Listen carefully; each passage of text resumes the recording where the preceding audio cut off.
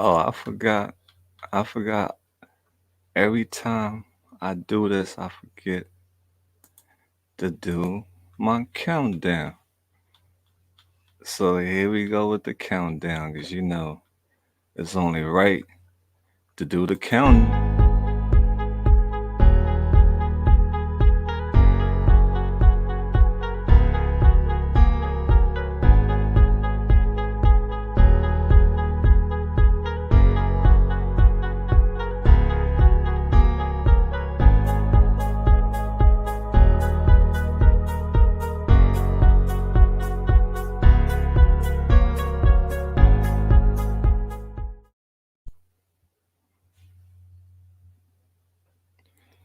Yeah, let's get this show on the road.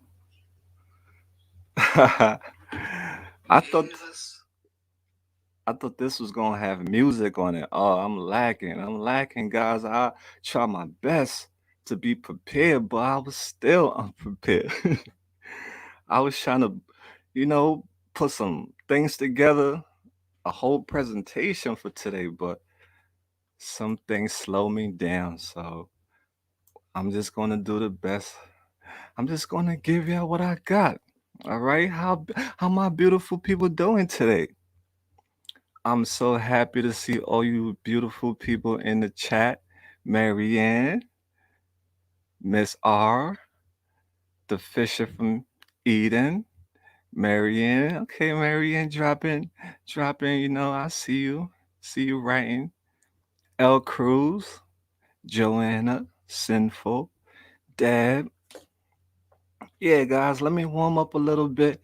Let me play this intro for y'all, and I'm gonna warm up a little bit. We're gonna get into what I have for you guys this evening. Thanks for giving me your time. And you are in the triangle with Mal and Mal.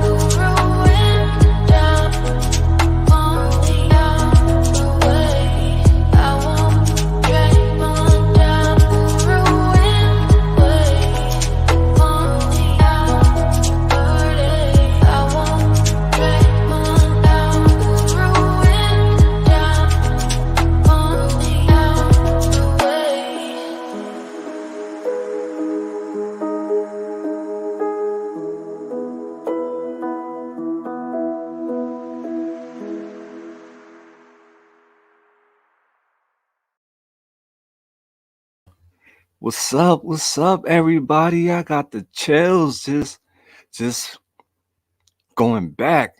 That's going back memory lane. Our brothers and sisters who lost the game. Even though this is not a game, but you played it, you play it, and eventually that's some of the consequences when you play that game. God bless, all the families that are grieving for their loved ones, all our brothers and sisters who lost to the game. May their soul rest in peace. It's tough. It's tough. It's sad, guys. And we the ones who are still alive are blessed. You are living. You are alive. Be grateful. Be thankful that you didn't. That wasn't your fate in life to go out like that, like how they went out. A lot of these people that I'm going to be presenting tonight to the family know them. I work with these people. I walk with these people. I build a bond with these people. You build a bond with these people. We became friends. We became family. We got to know them as human beings. What was some of their favorite things that they like? Not just about the drugs. We got to know them as individuals. A few people that I'm going to talk about tonight is some of the ones you saw in the videos in the little promo. Ariel, Nicole, two Nicoles. I get a little emotional, so you guys gotta, just let the ninja do his thing. Kelly, Nadia. So those are some of the people I'm going to be speaking on tonight. May their soul rest in peace, and to everyone else who lost who lost their life to this battle. Praying for their family and their kids. So we just us who are alive, who were given a second chance. Some of us, these people's story resonate with a lot of us because we've been down similar path in life, and we could have ended up just like them, but we were spared, we were saved. A lot of these people, families and friends try their best to help them, but when it's not easy. Some people, unfortunately, have to, will die, but the ones who are alive like us, we have to we have to keep educating educating the ones behind us. So that's why we are alive. So before we get into, I just want to give a few shout outs. I want to tell everyone thank you for being here tonight. God bless each and every one of you beautiful people. I got to get warm up really quick because my anxiety kicks in when I just step on the mic. So let's guys, let's start the spread. Let's start to get this movement going. No more stigma. No more shame. Stop being ashamed. Let's this we have to accept addiction. Just like how we accept everything else. You accept everything else.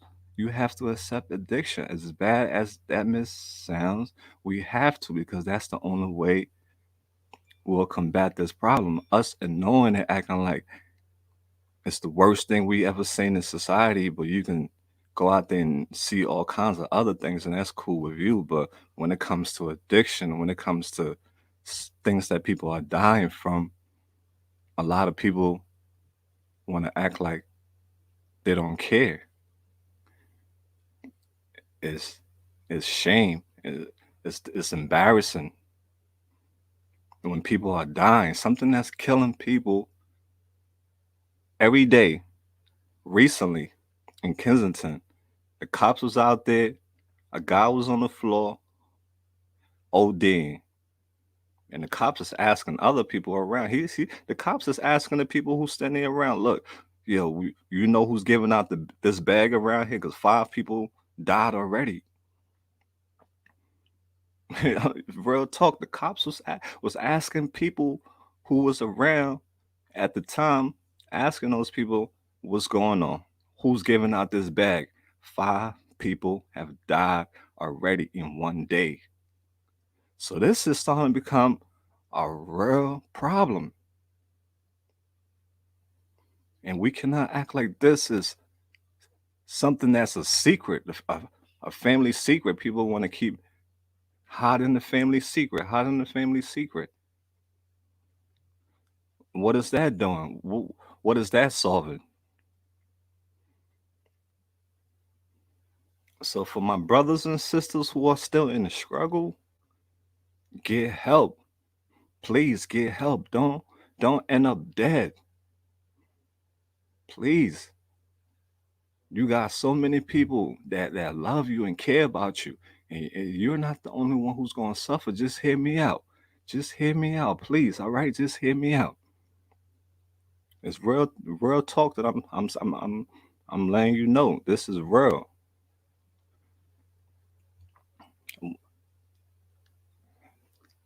You only get but so many chances. I was given a chance. I shouldn't should not be here right now. Them pills, taking them pills. You think you getting a certain pill, but not knowing they giving you something else, and you used to a certain pill, but one day they'll be switching it up on you, and your time your time is gonna come. I'm grateful that I'm alive because I am a miracle that I'm here today. I should have been dead in that car on the way to the hospital from taking those pills.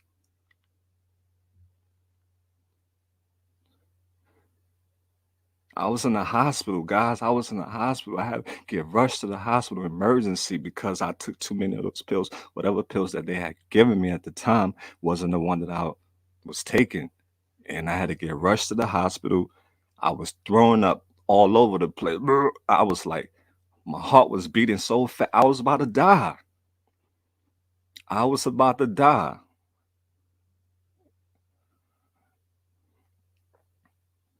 And the doctors is asking me, the nurses, they all asking me, what did he take? And I don't want to say nothing because nobody know I was taking these pills. I, if you not telling the doctor what you're taking, how are they going? They don't know what they give you because of the shame and guilt. I didn't want nobody to shame me. Oh yeah, you a perk head, you this head, all you know. But thank God, I got up out of that. And the girl that took me to the hospital, she saved my life. So that's why I'm saying, guys, it's not a game no more out there. You only got one life to live. You are worthy of of greatness. You got to push yourself through the dirt. Push yourself through the dirt. Because when that happened to me after, because that was like the third near death experience that I had. So after that, I was like, that was it for me. I was like, I'm not going to get no more chances of being stupid. So now they got pills that are coming in, and they been sneaking these pills in, and these pills got fentanyl in them. Yeah, these pills got fentanyl in them. A lot of people could have been. I could have been just like a lot of people died because of those pills that have fentanyl in them. They ain't know. So education, we gotta teach people. We gotta because a lot of people are unaware of the pills that they are buying. Because I was buying those pills off the streets. So it's real, guys. So us who are alive, who are a miracle, who should have been dead, we have to lead the way and open other people's eyes so that way they won't fall victim.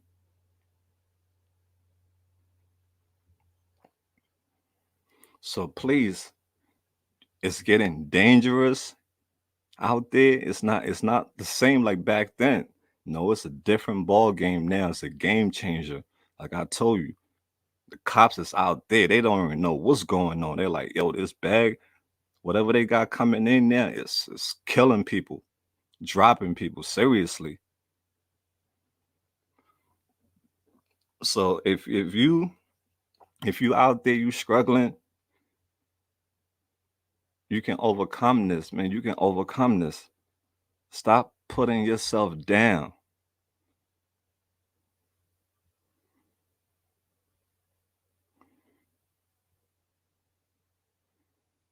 So guys, I have just a few things. I'm gonna few people's story. Some of our brothers and sisters who pay the price with their life. Now, a lot of these people that I'm talking about tonight, they didn't die because of overdose, but some people died because of the lifestyle.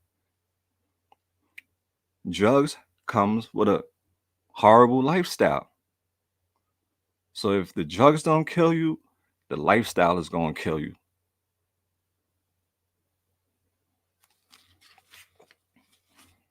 So I hope everybody is doing great out there tonight. All you survivors, I want you to stay, to keep being leaders for the ones that's behind us who are going down the same path that we went down. We came down on, but we survived. If you're out there, you're struggling, I just want you to know you are not alone. We're here for you.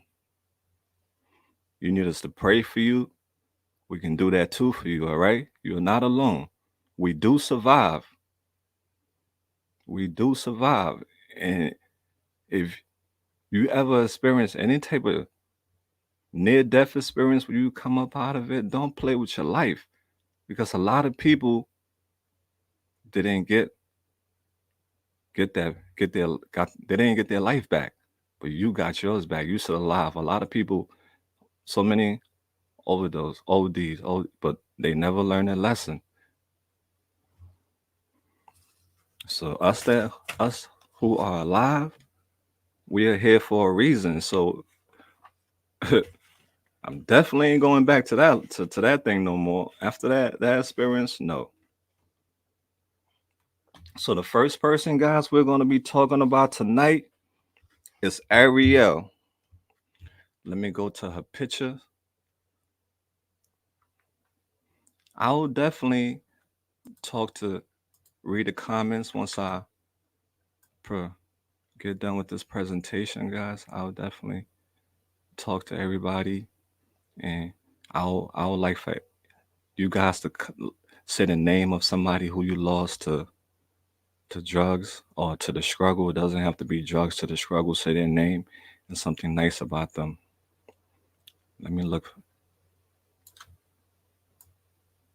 So I hope everyone is having a great night tonight. Getting ready for the work week. Monday coming up. I know how it is. Mondays is not a lot of people's favorite day.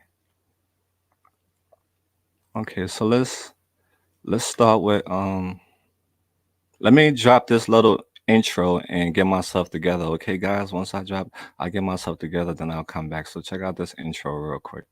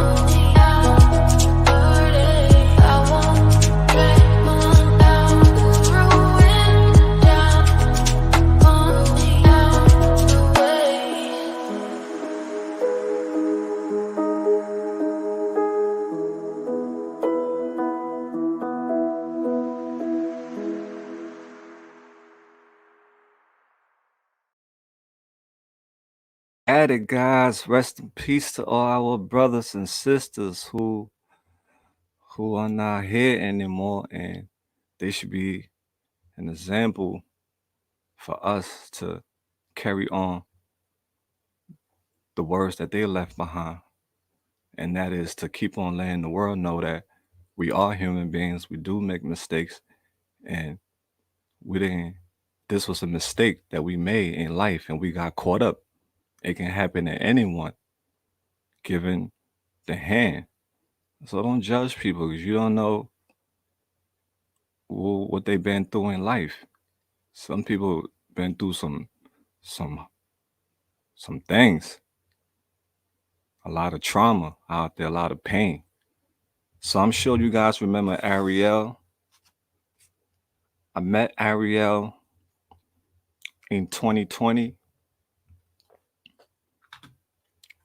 when I was living in Kensington. I ran into her out there and asked her for an interview. We began talking, and she told me she started using heroin at the age of 18.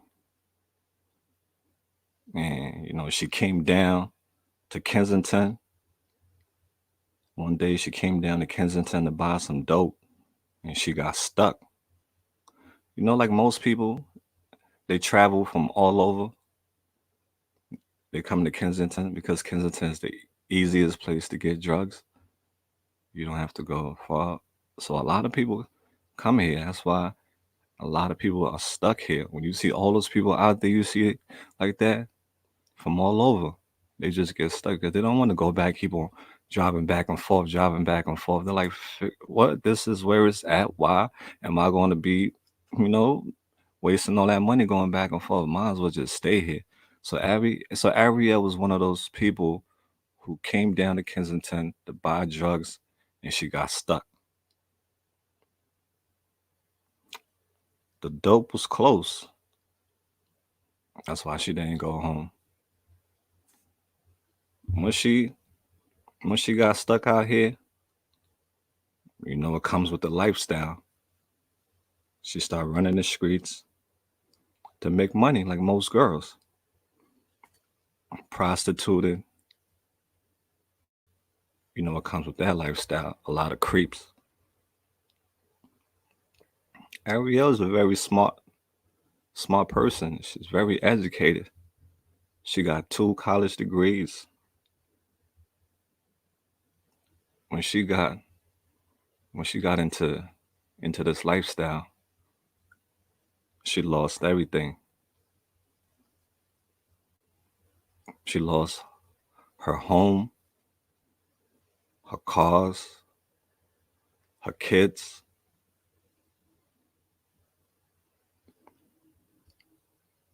and eventually she lost her life.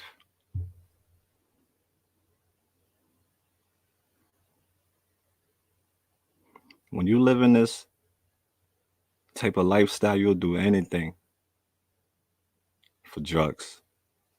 You'll do anything just to get $5 to buy that bag that is going to get you well. And these guys that are out there, they're going to rape you. They're going to beat you, leave you places. They'll take you someplace and they'll leave you there. You'll be stranded. They don't have no respect for you. And eventually you'll end up in the hospital.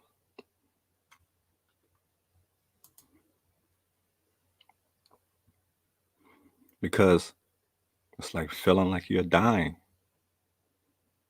That's what that sickness when you don't have that bag. Feel like you're dying, like your skin is melting. Ariel had a lot of mental health issues. She couldn't handle things. Stress. She was She would let little things get to her. Little things would be her trigger.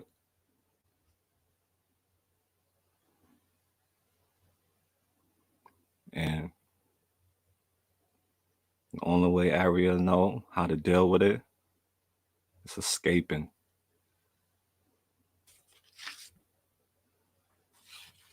So I'm just gonna play this little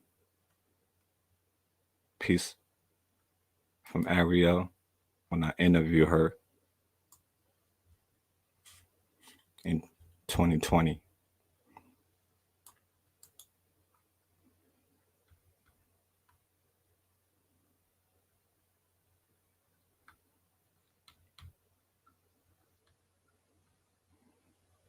Okay, guys, this is Ariel.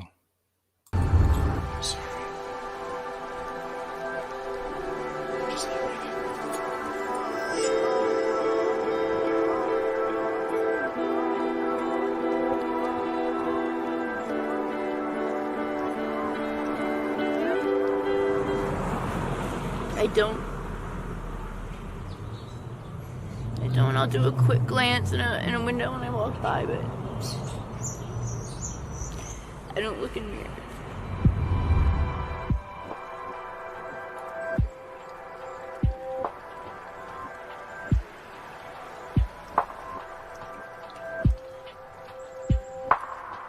No, I've thought about it, and I don't, but part of me just feels like this is it.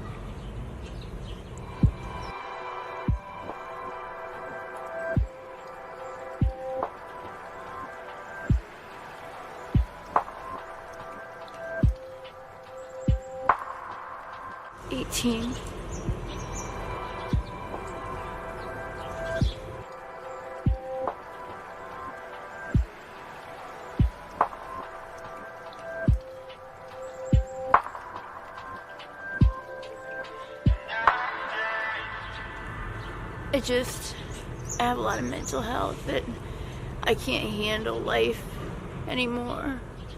There was a time that I used to be able to, but I can't handle the little things. I just shove it to the back and I just get high.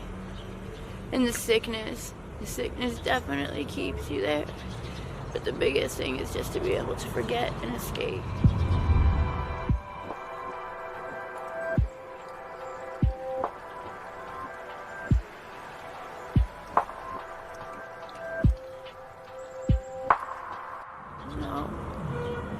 Sad to say, but no.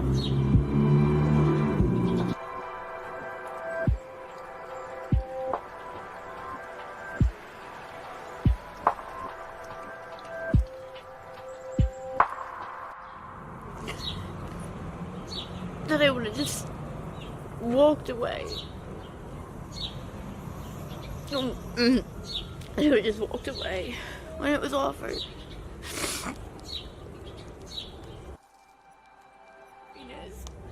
To have my life back. Just my kids.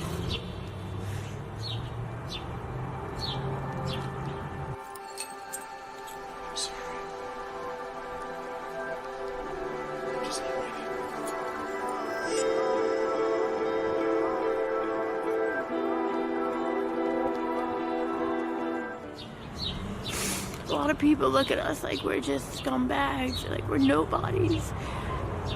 There's something that made us decide to try this drug after everything negative we've been told about it. We're still people. We're still somebody's daughter, mother, somebody's friend, somebody's aunt. We're not bad people. We all have an addiction. Some are just harder than others. To just be easier and understanding on people. You never know what somebody's going through. Just don't judge. So many people walk by and just look at us in disgust. And like I said, everybody's addicted to something, whether it be smoking, drinking, sex. But because I stick a needle in my arm, I'm the lowest of the low. Why is that? I'm not hurting anybody but myself, really. I mean, I'm hurting others, but I'm really just hurting myself. Maybe if more people stopped to ask, what made you do this? What's wrong? More people would get help.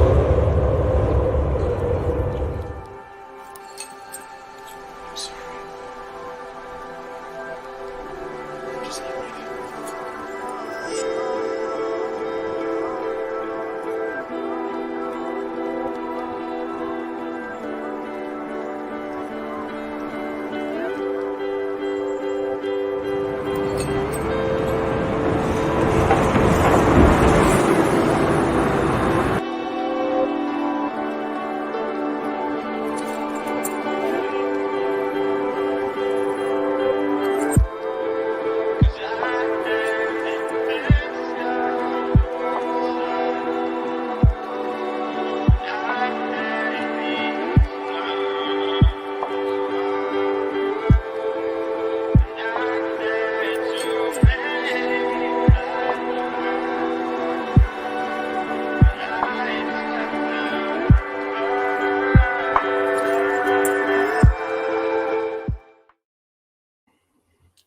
Okay, guys.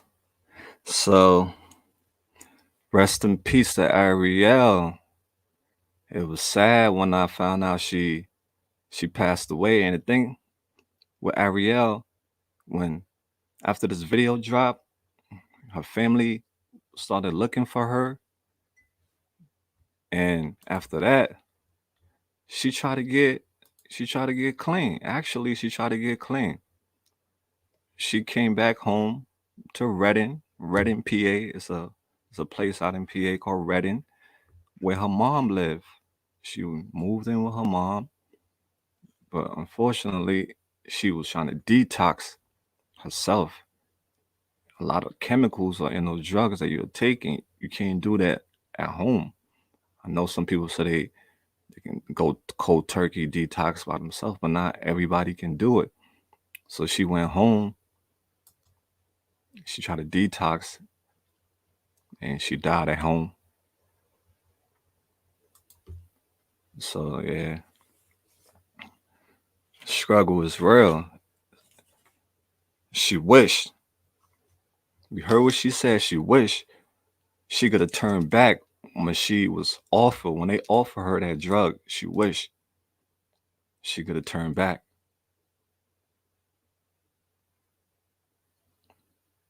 She she missed her happiness, her kids.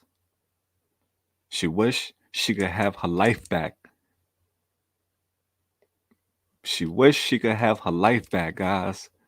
We have our life, and this girl in this video that's no longer with us anymore. Wish she could have her life back. So remember, guys, if you are out there, you are not alone. We are here for you. We could pray for you if you need anything. Once this is done, the panel is going to be open if you want any type of advice, if you need any any type of help. We're here for you. You're not alone. We do survive.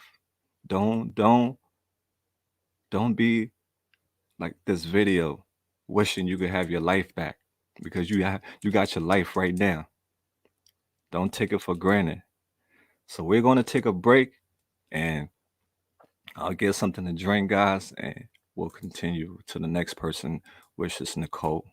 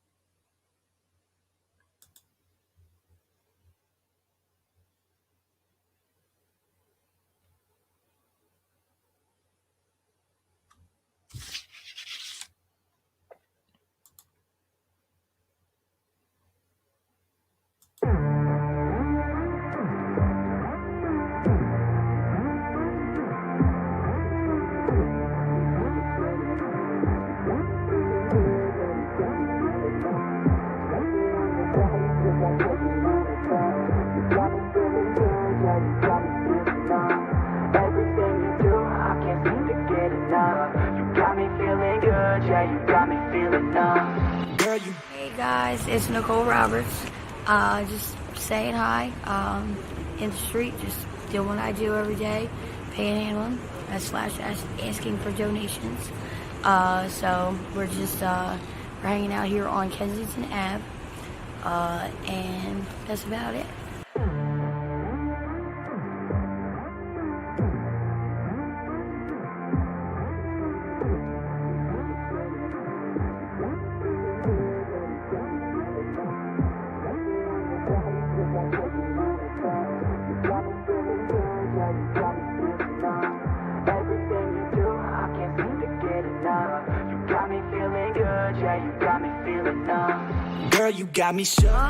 Day out here life for me, every day is different. I run into happy people, sad people, angry people.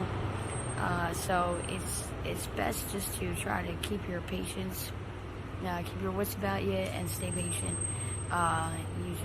You never know what you might run into. But the best thing about me is I try to keep an open mind and an open heart. I like to give people unconditional love, not judge them, and just see what they're working with as far as what needs they have, and if there's anything in the world I can do to minister to those needs.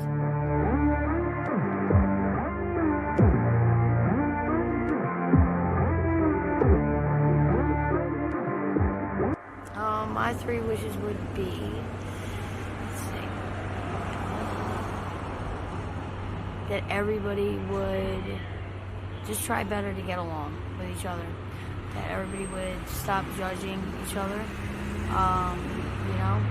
Maybe for more money from the government. I think they hold on to quite a bit and put it in the wrong places and the wrong hands. You know what I'm saying? So us honest working folks that like to, just live a good life and have our needs met, I think we definitely need some more funds for that. So that would be the other thing. Other than that people would just learn how to love with an open mind and open heart.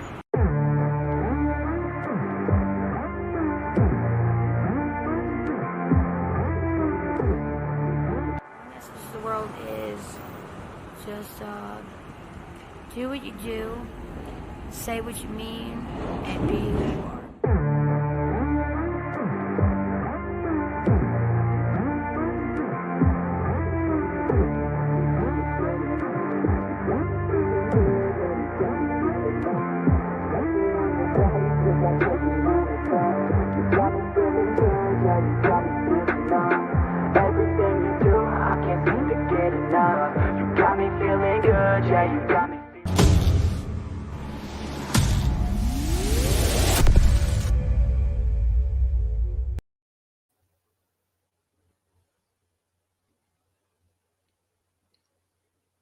Okay, guys, welcome back. Let's take a, let's send a rest in peace to our girl Nicole.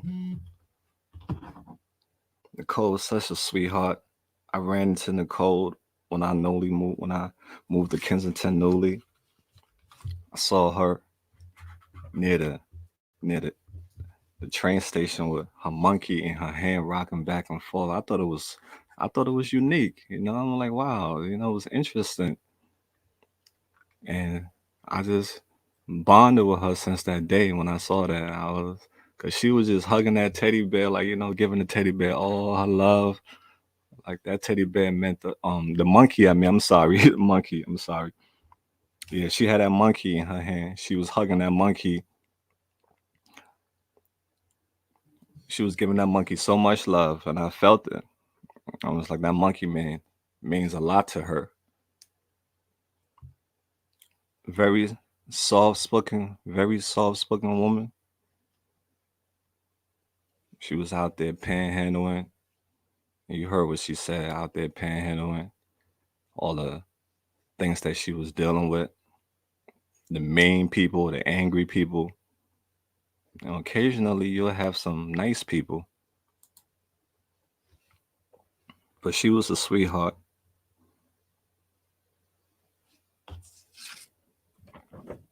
One of the best things about Nicole is she kept an open mind and an open heart. She gives to people unconditionally. I have witnessed numerous times with my own two eyes Nicole giving to other people of what she had. And she always wanted for people to not judge, to love. And she was willing to help anyone who was struggling. A sweetheart. You don't find too many people that's out in the struggle who are going through their own personal things in life and they give freely to others, even give their last. So this lady right here, she's an angel. She had a lot of she struggled with mental health.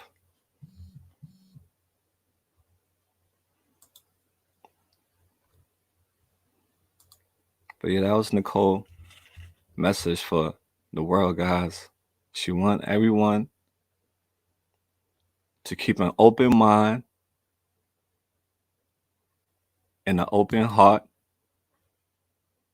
to love unconditionally. Show people unconditional love. Don't judge people and be willing to help people, even those who are struggling. That's Nicole's message to the world, guys. So she left behind something that will live on forever. She was a beautiful person, inside and out. But we make mistakes in life. We all do. We all make mistakes in life. It's just that some of us, our path is more difficult than others.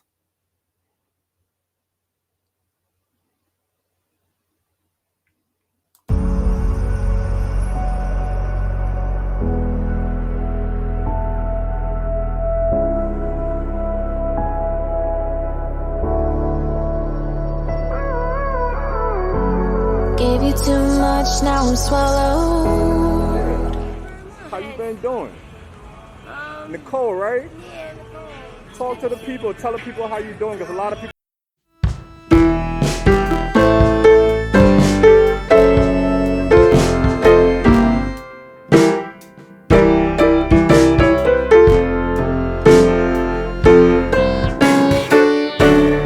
Well, I mean, I'm hanging in there, but I mean, all the donations that people give me really help me out when I'm able to get them. I got some pretty heavy duty, heavy hitting haters that are against me right now. I just got. All right, talk to the people who's concerned about you. What do you want to say to them?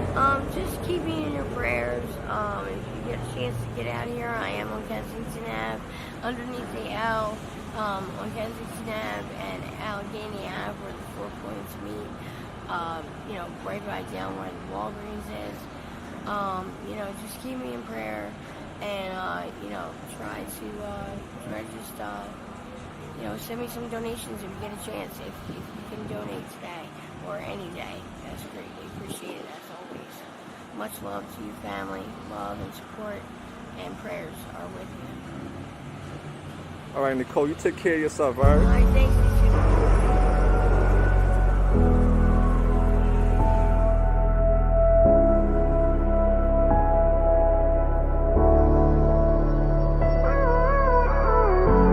Gave you too much, now I'm swallowed. Now I'm the fool while you're breaking rules. Dangerous path that I follow.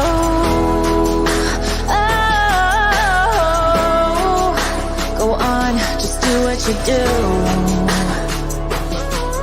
And it hurts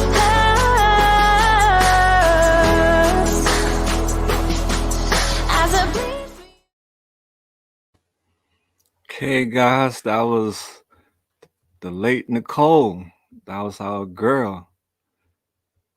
She That smile will live. That smile right there will live on forever. To Nicole family, reach out.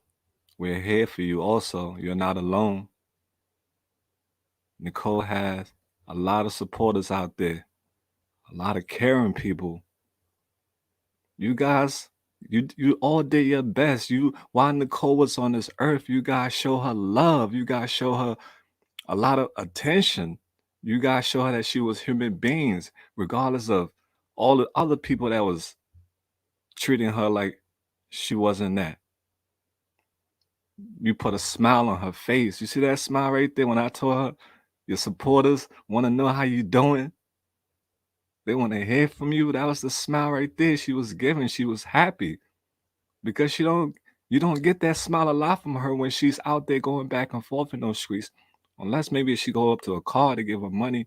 But that's a genuine smile right there of happiness that people care about her. That's why she said family. Sweet people. Sweet, sweet people. Beautiful people. You think they want to leave this world like this? No. It's people get caught up. And sometimes they get caught up in too deep and it's hard to get out.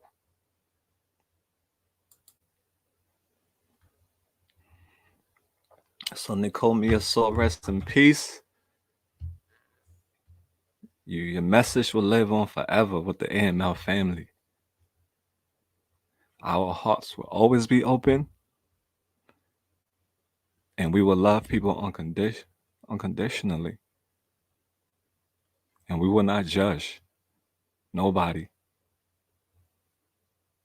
And we will always help those who are struggling. Rest in peace, Nicole.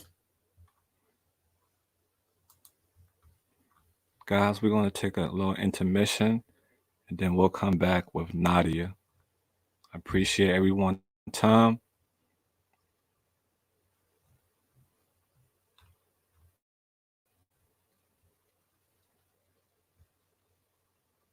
Okay. 1 second, guys. Yeah, let's take this little intermission, get something to drink. All right? We'll be right back.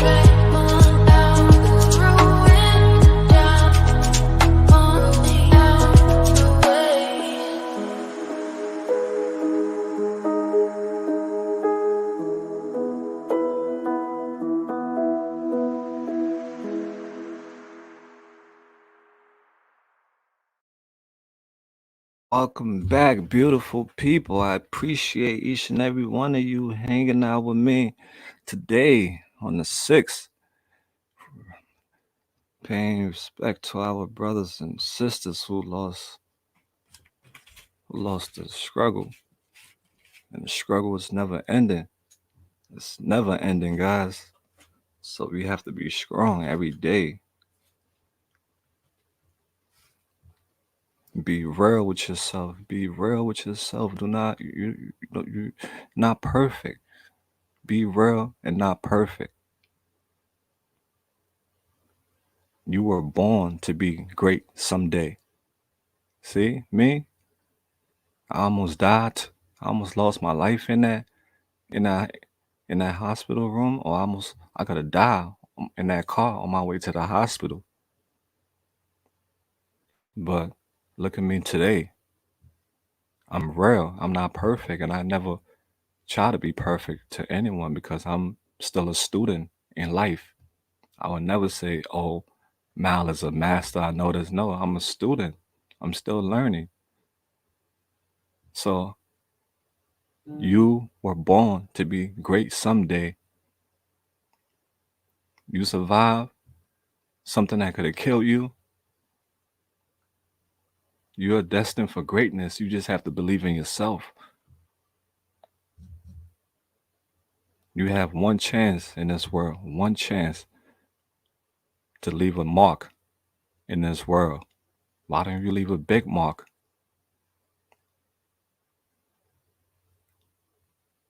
Stay in your lane. You don't have to go in nobody else's lane. Just stay in your lane. I stayed in my lane. I didn't try to go in nobody's lane. I stayed in my lane, did my own thing. But I was speeding in my lane. I never slowed down while I was in my lane. After all those things that happened to me, I was on my grind.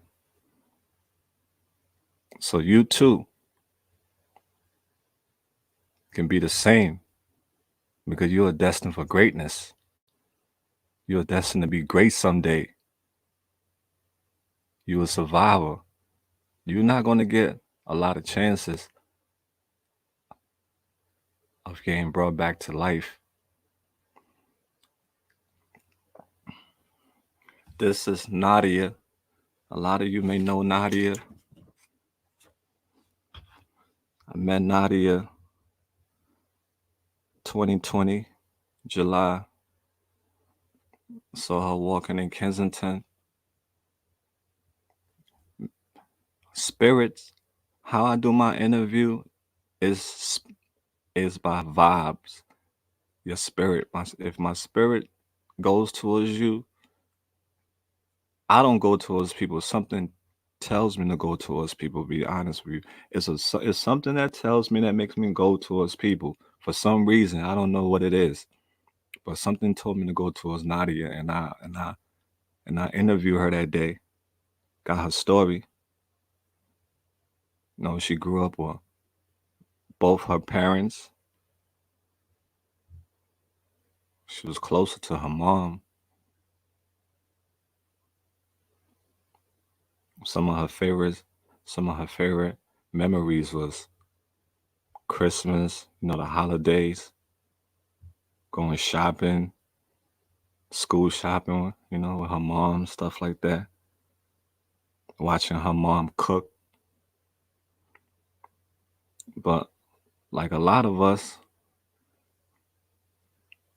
Nadia, she started smoking weed at 18. You know how it go, guys. When we're rebellious, when we're loners, when we're lost, when we're with that crowd, because a lot of us from that we from that crowd, the rebels, loners, and lost crowd, the bad kids who broke the rules. That was us. But some of us grew up and we turned our life around before it got any further. But Nadia, she started out smoking weed at 18, led to the pills, Xanax, and other things. As she got older, that's when heroin and coke came into the mix. And you're out there in the real world. You with your friends, all these different people in your life, and you're misguided. You're in with that crowd. A lot of us was in with that crowd. Next thing you know, she started shooting up heroin. At 22 years old, she started shooting. She struggled to stay clean. She definitely did try to stay clean. She struggled to stay clean. She been in a couple rehabs. She was in California for some time. She left California. She came to Philadelphia to a recovery house. And while she was at the recovery house, you hear that story all the time. One of her friends came back into her life. And she went out with the friend one day. She left the recovery house and she relapsed with the friend. And she left the recovery house after that and moved in with the friend. The friend was renting a room. Eventually, things didn't work out. The friend left Nadia and went her way, and Nadia ended up stuck in Kensington. We try our best to encourage Nadia, try to shine a light on her, and that's how come her parents saw her. They seen her when we shine our light on her, brought her to the light.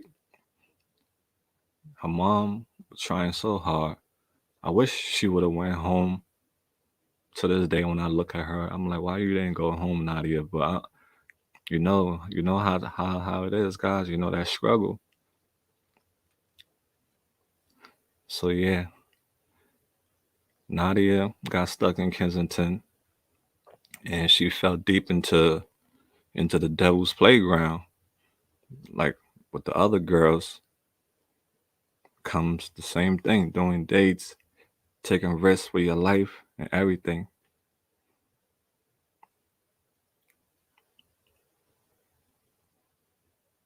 Living in bandos. Nadia, at one point in her life, Nadia had a job. She used to do hair. She had ambitions. At one time in her life, she was striving to be someone in life.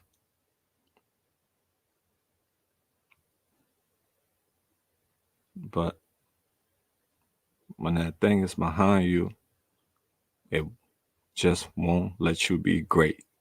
It won't let you be great.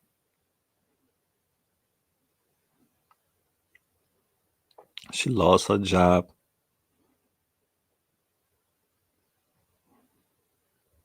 And it was downhill from there.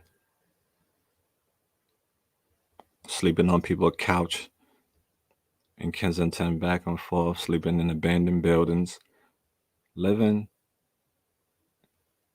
not like a human because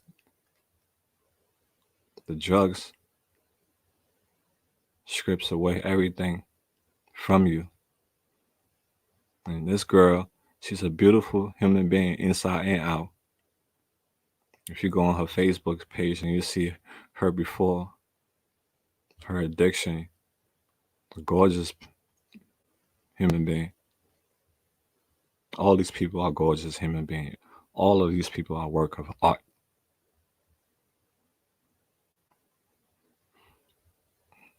So we stay in touch with Nadia. You saw the videos, try to talk to her, did the updates. Trying hard. She definitely was trying to do the right thing. She'll go home here and there, but she was struggling. But she was trying. But unfortunately, on December 13th, she died in a hospital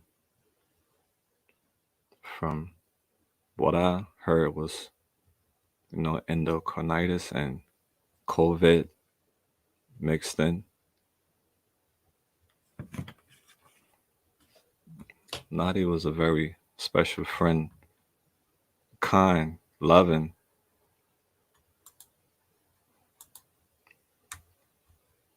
So we're gonna take a look at Nadia. We're gonna go down memory lane. Do you believe in God? Where do you believe that you'll go when you die? Heaven. What is your favorite color? Pink. And what is some of your favorite music? I like country. I like some hip hop. How about what are some of your favorite foods? I love pasta. I love Italian food. I love sweets, ice cream, cereal, anything dairy. I know that's right. What is your zodiac sign? Libra. Libra in the building. I love Libra. Libras is so cool. See her demeanor, how cool and chill she is. That's what Libra is all about. Like, they're really cool people. So awesome. And who is your favorite actor? Actor?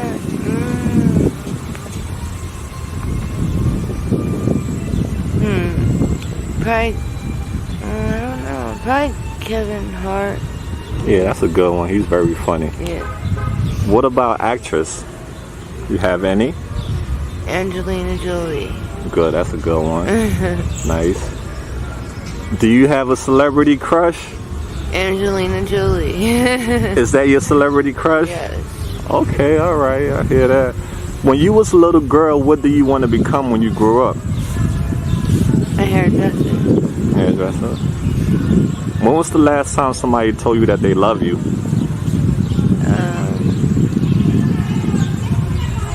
When I got off the phone with my mom. When you look at yourself in the mirror, what do you see? I see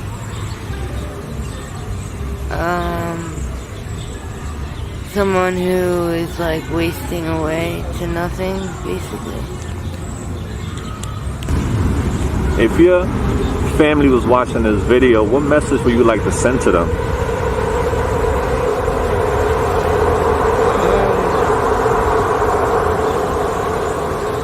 Just that I miss them and I think about them every day. And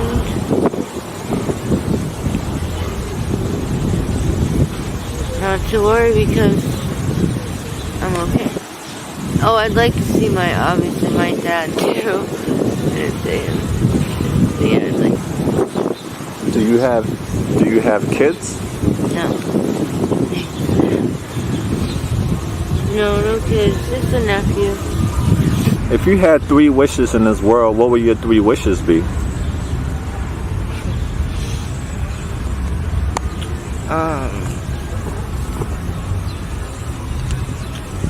To be able to see my family, be able to go home, my mom, my brother, my nephew, and to be able to stop getting high, to like actually want to stop getting high. Yeah, that's what I still want. If you had a message to send to the world, what would your message be? Don't use drugs. Anybody would like to donate anything to you as far as like clothes and other hygiene products? What are you in need of? Everything. I have no clothes, no hygiene products. Well, I have like a toothbrush and toothpaste and shampoo and stuff, but I lost all my makeup, all my hair stuff. I had to like basically shave my head because I got lice when I was up here. My hair's really short. But yeah, I have no hair stuff and no clothes because even if I did have my clothes, they wouldn't fit me. They're too big. Let me leave these last words with you, okay? Don't give up, all right? Keep on fighting, and one day these dark paths will be behind you. I'm still waiting for the answers to the universe, waiting for someone to wake me up, tell me that this is all just a dream. I'm still waiting for a different sign, waiting for someone to take me away, get these thoughts off my mind. I lie awake, thinking of you, hoping that you are thinking. Let's go back to Nadia real quick, and then we're gonna go to Kelly. I appreciate everyone for their time tonight. God bless each and every one of you beautiful people. To our brothers and sisters who are struggling, we're here for you. You're not alone. Reach out for help. We do survive. We got a lot of survivors. And it doesn't have to be about drugs. It can be about the struggle, period. Because everyone got some type of struggle. So Nadia Lynn passed away Sunday in Temple University Hospital. She was surrounded by loved ones, both near and far. After succumbing to her lengthy battle with addiction, she was born and raised in Hazelton. She was born and raised in Hazelton. She was the daughter of Joseph and Julian Fleming. Nadia was a 2007 graduate of Hazelton Area High School, where she studied cosmetology, was a member of the Cougar cheerleading squad, and made many lifelong friends. Nadia continued to pursue her passion with hair and makeup and attended Metro Beauty Academy, Allentown, where she became an it, I don't know how to say that word, so I'm going to skip it. her career, her career was, yeah, she pursued her career. She surprised She surprised her family, considering she loved all things Disney. Princess was her friend stylist from a young age. Throughout Nadia's life, her big heart, infectious laugh, and zest for life will light up any room in which she entered. Whether it was a kind and warm shoulder to cry on or to share in the many joys of life, Nadia was always loved. Nadia was always looking to connect with and welcome anyone who needed a friend. We are all lucky to have had her in our lives, although shorter than what it should have been. Nadia was a beautiful soul, both inside and out, and she is a testament to the fact that the disease of addiction knows no bounds, does not discriminate, and has the ability to wreak havoc in otherwise beautiful life. The world become a darker and colder place on Sunday. Let me repeat that because that's when she died on a Sunday, and today is Sunday. The world became a darker and colder place on Sunday evening, but the light that shine in her will always live on. Yes. And through the many lives she touched, good deeds done in her name, and the countless memories that will be cherished forever. Preceding her in death were her grandparents. I'm not going to say all the names. Surviving her parents, who she loved dearly. Her mother. Her mother is a sweetheart. God bless Miss Julian. Always send things for the other people out here in Kensington. Nadia left behind her nephew and grandson and godson, who was her sunshine, through her rain, clouds, Max, and her beloved dog, Boomer. Nadia left behind her. Yeah, her beloved dog, Boomer. Additionally, Nadia is survived by her aunts and uncles. Not going to say the names. She got many cousins she left behind. Nadia was a member of the Most Precious Blood Church. Due to COVID 19 restrictions and regulation, a celebration of Nadia's life will take place at a later date. A mass of Christian burial will be planned at Most Precious Blood Church, Hazelton. Okay, arrangement. Okay, guys. So that was Nadia obituary. May her soul continue to rest in peace, and her family. We're, you can reach out to the AML family. We're all here for you. Nadia is loved by so many. We're all together in this. We all suffer. Many of us got to know her as a friend. And she was the sweetest friend ever. So Nadia, sweetheart, until we see you again, all right?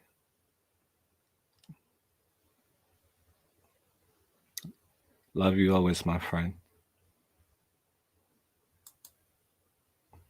So guys, this is Kelly. Unfortunately, when I was telling you all that I was trying to pull all this video together, but it didn't happen.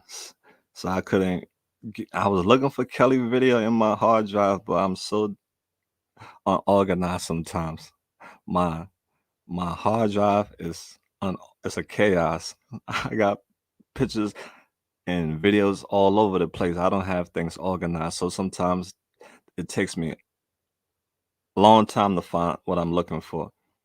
So, and I was trying to put this out today, and I couldn't find Kelly video. I only found some pictures, but I got his raw video, not the edited one, like how you saw those other people edited videos.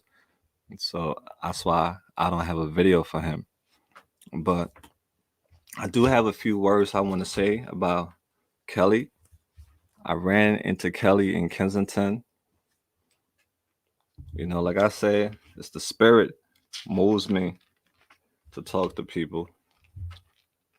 Hold on one second, guys. I just want to make sure I'm on track with you all because I get lost sometimes. Mal wander off into his mind sometimes. Okay, so yeah, Kelly, I met Kelly out in Kensington, and a very nice guy. I approached him in that era where he's at right now. That's exactly where I saw him at, and I approached him. I introduced myself to him. I told him what my mission was, and he was cool with it. Very nice guy. He reminded me a little bit of myself. He got that style, that hip hop swag to him. So we talked. We met April in 2020 is when we met. He was 39 years old at the time, and I asked him. So what brought you down to Kensington? And he told me, said that he came to Kensington because it's the easiest place to buy drugs. You didn't have to travel far. He also told me that Kensington was the easiest place to make money if you don't have a job. One of his one of his thing that he told me that really stuck out to me about him, about he did really want to turn his life around for the better from what I got from him. He told me that how they put the recovery house right in the middle of where they sell the drugs at. So how was he supposed to fight his demons when he trying to fight it? But the recovery house is right in the same area that he get high at. So he said it was a setup.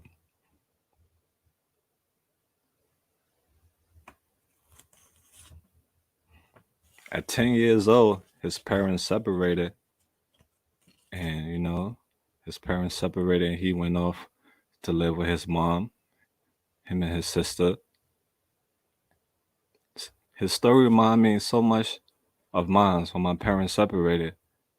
He went to go, he lived with his mom, but his mom, she was working long hours, so him and his sister basically had a house for self. When you were young, when you that age, come on guys, when you that age and you got the house for yourself, your mom is at work all day, you're basically left to raise yourself.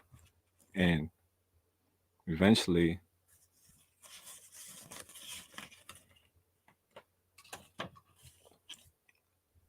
he started smoking weed like all of us. Not all, I don't know if y'all did it, but that's the path that a lot of us take. It starts off with weed. He started smoking weed, then alcohol. That's how it comes. That's some of the steps. You smoking weed with your boys, you drinking alcohol with your boys. Then comes the pills. Yeah, I've been down that road before. Come the pills. Then he started going into PCP, and it was downhill from there.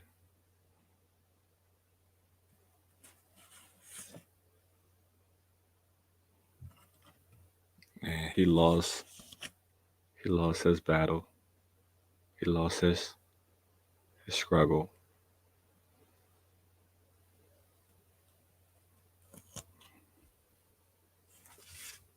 I didn't really get too in depth when I was interviewing him because these was some of my earlier interview.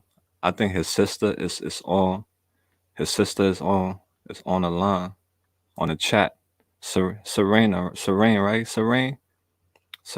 I think you said tomorrow is his birthday.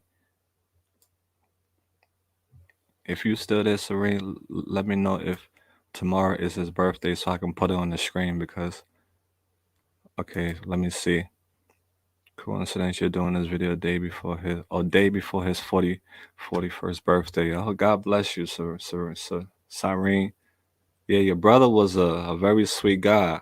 And that jacket that he got on when he was out there, he was so cold. I'm like, here, put my jacket on. And I was out there cold. I'm like, you can have it. Let's do this interview. Because I wanted to get his story out there. And I like his style. He had his bandana around. He reminded me of myself a little bit. And his story was similar to mine, being left for being left by yourself, basically. And you're gonna get in trouble when you have so much freedom. But I will go through my archives and I'll put something together for Kelly. I hope you are well. Let me see, Siren. Yes, tomorrow is his birthday. He will. Okay, all right, guys. Tomorrow will be Kelly's birthday. But you can go in in the in my in my video collection for those who don't know Kelly. You can go in my video collection and you'll see the interview with me and him. He's a very nice guy. I like him. Yeah, because I tell you, he was somebody I would really hang out with and be friends with because it's his vibe. Like I said, he remind me of myself. He was just misguided. That's all. He was if he wasn't gonna be put in that situation, he would have still been here. With surroundings and too much freedom. Now then, he said it. He said when his parents split up, when he went to go live with his mom, him and his sister, the mom was working long hours, and that was his. That was his. That's what led him down the road of addiction, freedom. Beautiful people, guys. See, beautiful people. This could happen to me. I could have been Kelly. I could have kept on going and going if I would have never been saved. That's how come I can relate to these people so much because similar stories. Abandonment, No, you're not supervised. You're just, parents. You're in the middle of parents' issues. It's a lot that comes with this whole thing that make people go down the road that they go down. I understand, oh, it's a choice. People have a choice, but people make wrong choices because of the hands that they were dealt. If this guy Kelly would have been dealt a different hand, his life would have been different. He would have been alive. He would have been doing all the things that he loved doing. People make mistakes. These are mistakes. These people who are our brothers and sisters who we are looking are at are telling us they made mistakes in life, and this can happen to anyone. I'm telling you, this can happen to anyone. If you're not educated.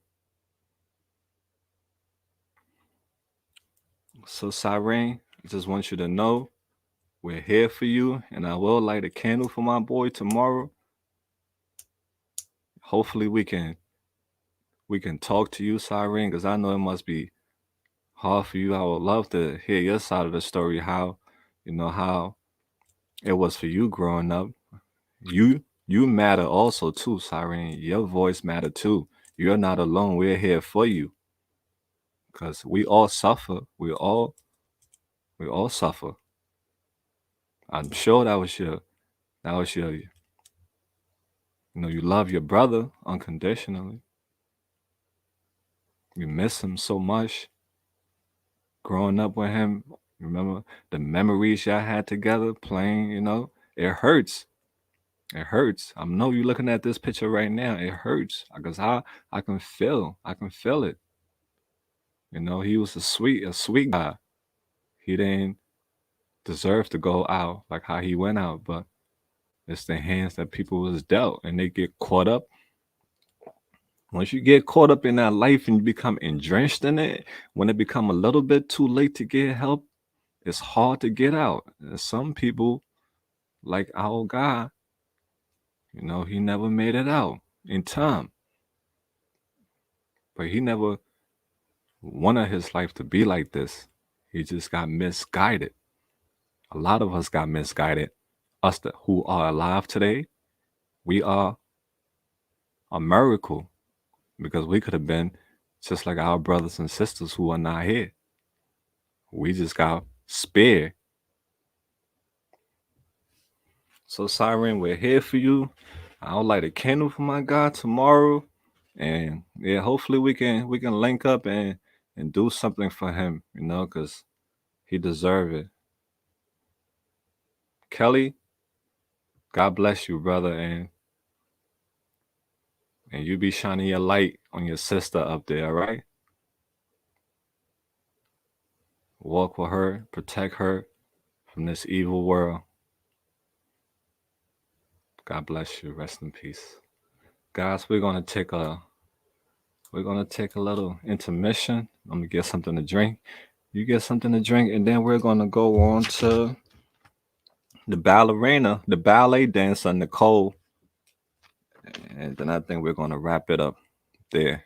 Then we can have an open platform if you guys want to say the name of somebody who that was that meant something to you. Say their name and something nice about them. Somebody who you lost to the struggle. Say their name and something nice about them. So after this break, I'll get to Nicole, and then we'll get to the platform.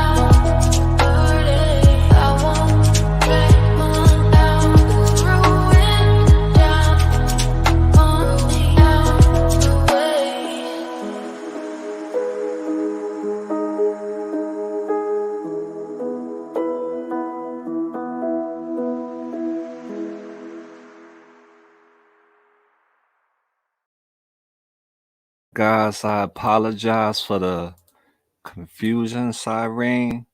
So I had a little, I had a misunderstanding. So Cyrene is not Kelly's sister. Apparently, that's a daughter father. So yeah, that's even tough. Being a mother, having a child, and the dad is not there no more. So we're here for you, Cyrene. Yeah, definitely message me. Yeah, I apologize. I never knew that all along. I swear, I thought he was your brother. I never knew that. Well, the kids are the ones we have to definitely educate about this whole situation because they are the future. You can't have them going into this life at all by any means necessary. You gotta protect them. So, guys, I have to look for this picture. I thought I had it uploaded, but it's a picture of Nicole, the ballet dancer. So, give me a second, guys. How's everybody doing tonight? How you beautiful people doing? You guys are some amazing human beings. I'll tell you that. I can't tell you how much you guys make this place my happy place. You guys make this place my happy place. I like coming here because it's hard to come here in the beginning at first because anxiety kicks in, nervousness. You're about to come in front of not in front, but you're about to talk to a lot of people, and this is freestyle too. So if you say anything wrong, now people gonna use it against you. And you're a human being, so you're definitely gonna mess up. But it's hard. You have to be very careful of what you say, because people just waiting. They're just waiting to chop your word up and just put it in all kinds of different beef. I don't like beef. Beef is only good in the kitchen. If the beef is not in the kitchen, I don't want it. You can have your beef. I like my beef on the stove. Well done, preferably. How's my beautiful people doing tonight? All my lights in this world, you guys are shining bright. I tell you, I make this my happy place. Where is this picture? See, this happen all the time. Okay, okay, here we go. Let me bring it up. I thought I had it for some reason. That was weird. It didn't pop up. But yeah, let's get into the last one for the night, and then we'll hit the panels. What's this? Close. Hold on, guys. Okay, so Kelly, my guy, long live Kelly. Long live Kelly. Long live Kelly. So let's go to Nicole, the ballet dancer. Show you guys a couple pictures that I shot of her. Yeah, she was similar situation like Kelly. I didn't have enough time to find her video, but I got the stills. Should be okay. And I'm just gonna give you guys give you guys my my take on her. Let me get this message off the screen real quick, guys. Give me 1 second. Okay, let me see. I was adopted at 6 months old due to my mom was a drug addict and blessed that I had a second chance in life. So now I wish to do the same and get God bless you, Kayla.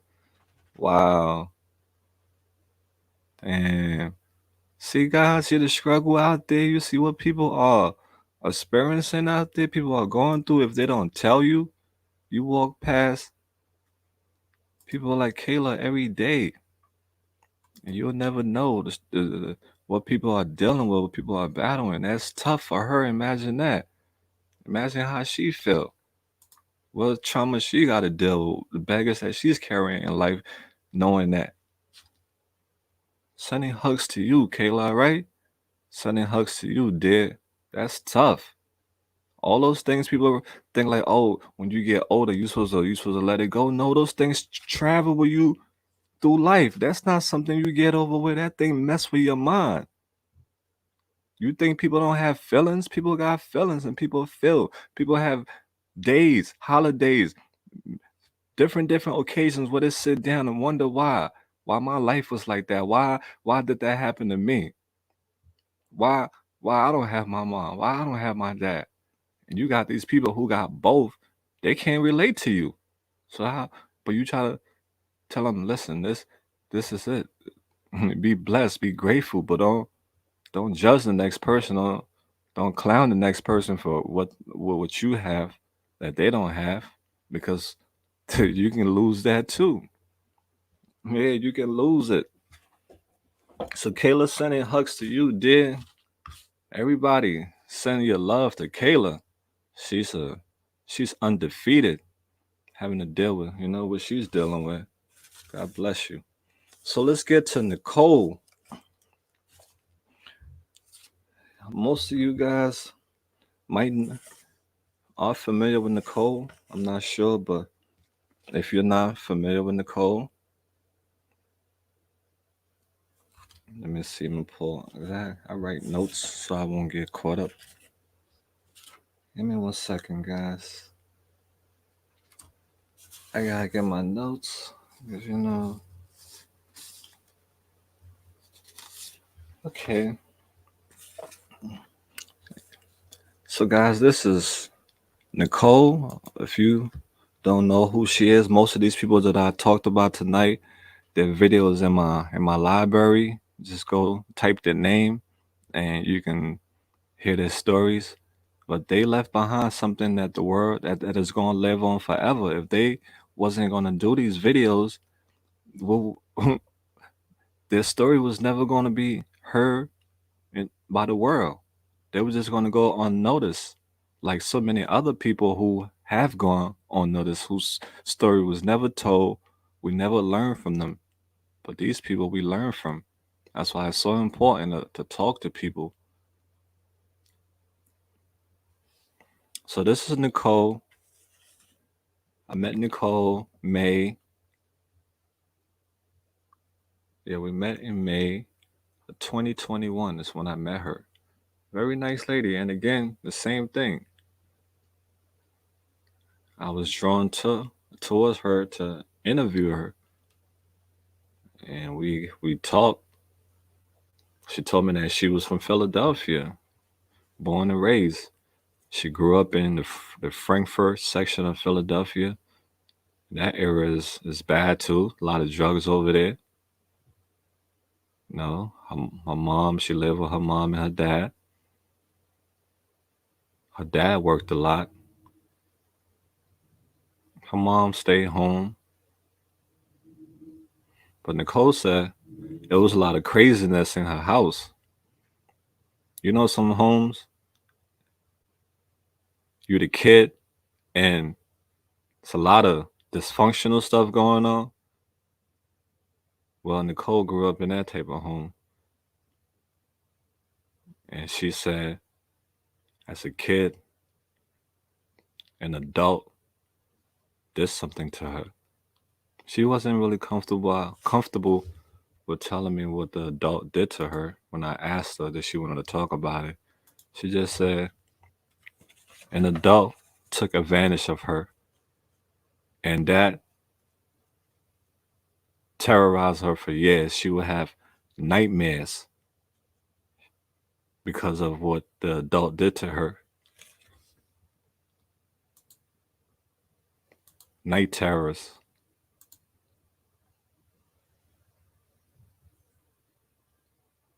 So during that time, in the same environment where she was She was getting that adult was doing those things to her as a kid.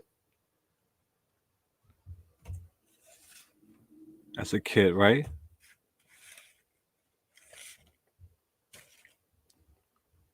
She eventually started joining a party that the adults was having at a young age. She started joining the party, started drinking. They would give her alcohol to drink, and she started realizing, you know what? If I drink this alcohol, then I won't think about all of the the, the things that that adult do to me. This alcohol will take away everything. I won't have to feel nothing. I can just black out. So she found something that she thought could help her deal with the night terrors and nightmares.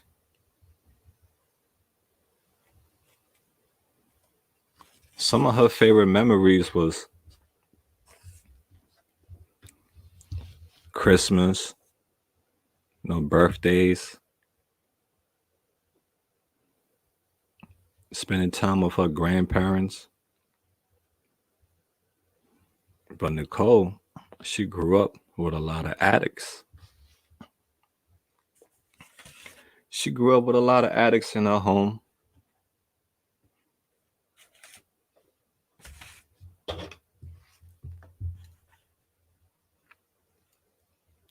She she eventually was prescribed Percocets and Vicodins. She was prescribed Percs and Vicodin because she was a ballet dancer. She was on her feet a lot. Isn't that amazing? Nicole used to be a ballet dancer. When I heard her, I was like, wow, this lady used to be a ballet dancer. And when you hear her story, when you go watch her video, you'll be amazed at all the stuff that she did in her life. Yeah, but yeah, when she was experiencing pain from doing her ballet thing, she went to the doctor, and the doctor prescribed her Percs and Vicodin. But like everybody else, the doc said, you got to get off this. I can't give this to you no more. It got too expensive. And what's come next when it gets too expensive? Who got the cheap stuff? The streets. So yeah, she start hitting up the streets, getting her from the streets. Eventually, LA, she start going downhill after that. But she got pregnant at 16. She had her first son at 16. Then at 19 years old, she had another son. And at 36, she had her daughter. Three beautiful kids. You hear in the beginning of her video, she she sent a shout out to three of her kids. She loved them.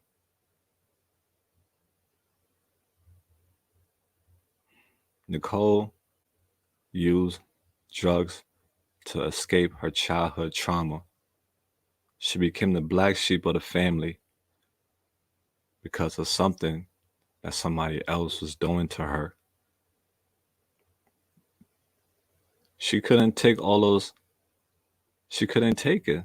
She had nightmares, constantly night terrors because of the adult. So that's why she was using drugs. That's why she was taking them drugs to escape. She couldn't live with that pain, with that thought.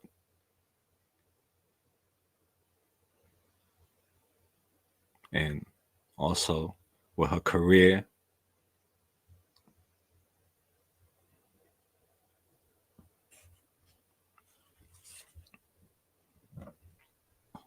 Yeah, but she lost everything she had also too. She lost her house, she lost her car, she lost her job, she lost her kids. and she lost her life.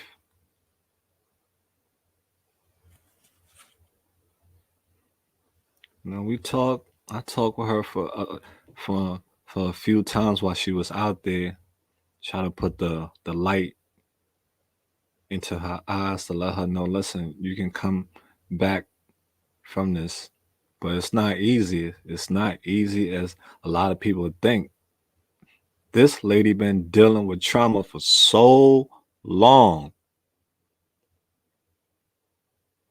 She been escaping for so long. You can see what the drugs did to her. She was a very young. She's not old. But the drugs took this lady further and further because it knew her weakness. And that's what it does. Know people's weakness.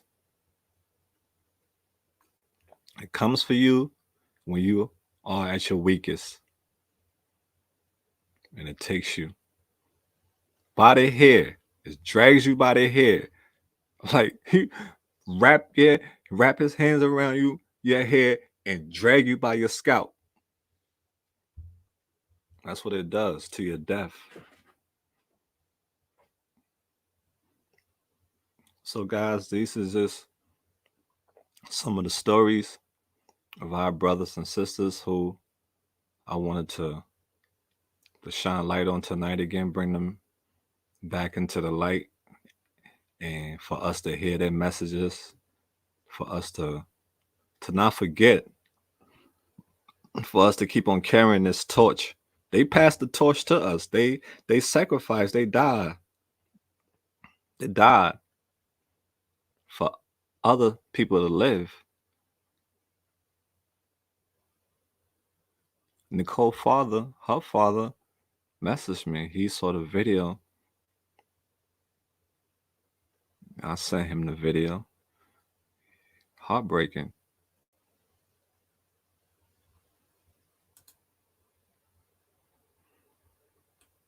So these are the stories of our brothers and sisters who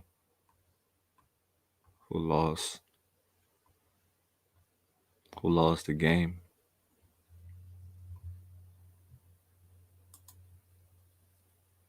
It's not a game though. It's not a game. But when that devil tells you them demons call you to come and play, he think he think it's a game, but it's not a game. It takes you down, takes everything away from you, it takes your life. That's the ultimate price. That's all he wants at the end. Your pain, you escaping your pain for your life. That's the price you pay to to comfort your pain. You pay your life to escape your pain. Don't do that. Face your pain. Live with your pain. Handle it. If you gotta be in that room, stay in that room. Deal with your pain. Heal. You gotta heal, guys. We all been there. We all been in that situation. It's just like it's just like a relationship. You're in relationship with somebody and you've been with that person for a long time. And you have built the bond with that person, but the relationship has gone downhill. It's not the same anymore. The love is not there. But that bond is there. That time is there. Then when it hit the fan finally, when you both can't make it anymore, y'all got to go your separate way. Hmm, that's another withdrawal right there because you have to be by yourself, and you gotta deal with not having that person around you no more, not talking to that person. You gotta deal with the loneliness. You gotta handle that. You gotta feel it. It's gonna eat you up alive. It's not gonna be easy. I'm not telling you say it's gonna be easy. Nothing in life Nothing in life that is worth having is easy. Because if it was easy, we all would have it. That's why you have to. You gotta fight. You gotta be in that room. You gotta deal with it. As much as you wanna call that person, reach out to them. Oh, you wanna hear their voice. You miss them. No, you gotta have that. You gotta let that keep that door closed. You gotta be in that room for those 3 days, 3 weeks, 1 month, 2 months, 3 months, and just heal and work on yourself. And I guarantee you, you will break free. You will be the best person you can be after that. You will be free, and your life would change for the better. And when that person come back to you, you not want them no more because you have healed. You see yourself now. You see your self worth. You see that you are worth more than what you are settling for. So that's just like how it is. Vice versa. You gotta you gotta heal. You gotta let that pain. You gotta feel it. Let it go through you. Let it eat you up. But when it's done, you're gonna be a completely different person. You're gonna when you go through that storm, when you go through that hardship in life, you're gonna come out a completely different person. You're gonna come out cleaner, and with much more wisdom. So it's just like the same thing with addiction. You cannot keep on running back to what's hurting you. God is taking you from it, but you're running back to it. How many times are you gonna keep on taking you from it and you running back to it?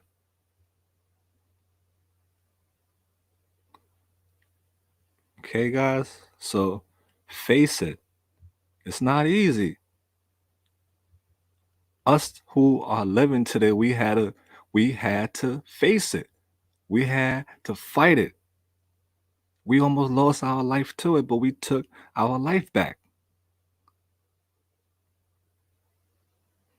So you can do it too. Just don't give up. That's all I could tell you. Just don't give up. I'm telling you, don't give up no matter what. Fight. Deal with the loneliness. It's okay to be by yourself for a couple weeks, for a couple months. Deal with the loneliness. Stop needing people to stop having to be with somebody before you feel you're somebody. Learn to love yourself. Learn to be with yourself. Learn to live with yourself. Learn to be alone.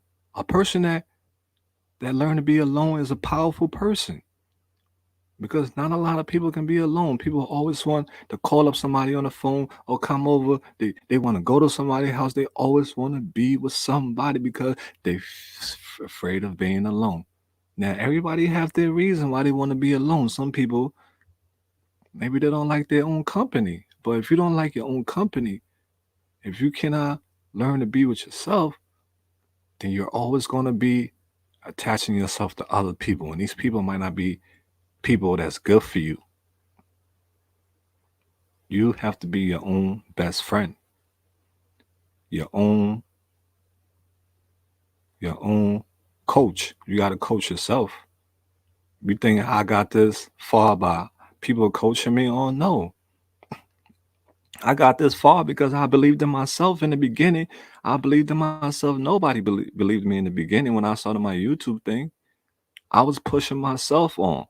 I was asking people to help me with money to buy a camera, to do my video. Nobody contributed anything for me to buy my camera. And I was shooting videos for these people. I was giving these people my time, everything. What did I get back in return from them? They just got their video. Okay, here's your video. What did Mal get? Treated like crap. But God had a plan for me because I never give up. I going, kept going. Every disappointment is a blessing. Every thing that you're going through in life right now that you feel is holding you back, it's only temporary. Nothing lasts forever. Everything is temporary. Just because you are delayed right now, that doesn't mean your time is not going to come. Maybe God is stopping a certain thing because you don't want something bad to happen to you. You got to think about things that way. Why certain things didn't work out a certain way? Because maybe if it would have worked out the way how you wanted, something bad would have happened. You just got to open your mind. But never give up. Be your own coach. If you survive addiction and God give you a second chance, don't go back to the devil again because there's only but so much chance he's going to give you before you lose your life. So to all my survivors out there, God bless you all. You guys are the light in this world. You all are lights. Yo was given another chance. Even if you got chance after chance, don't keep on thinking it's going to be like that forever. Because now, what's going on now, 2022, the drugs that are coming in there, anyone could be your death. Excuse me. Anyone could be your death. I'm just being honest with you. Anyone nowadays could be your death, and they targeting weed and everything. They lacing, they putting weed, fentanyl in weed. So you have to be careful with that too, because they trying to kill people off. They want people addicted.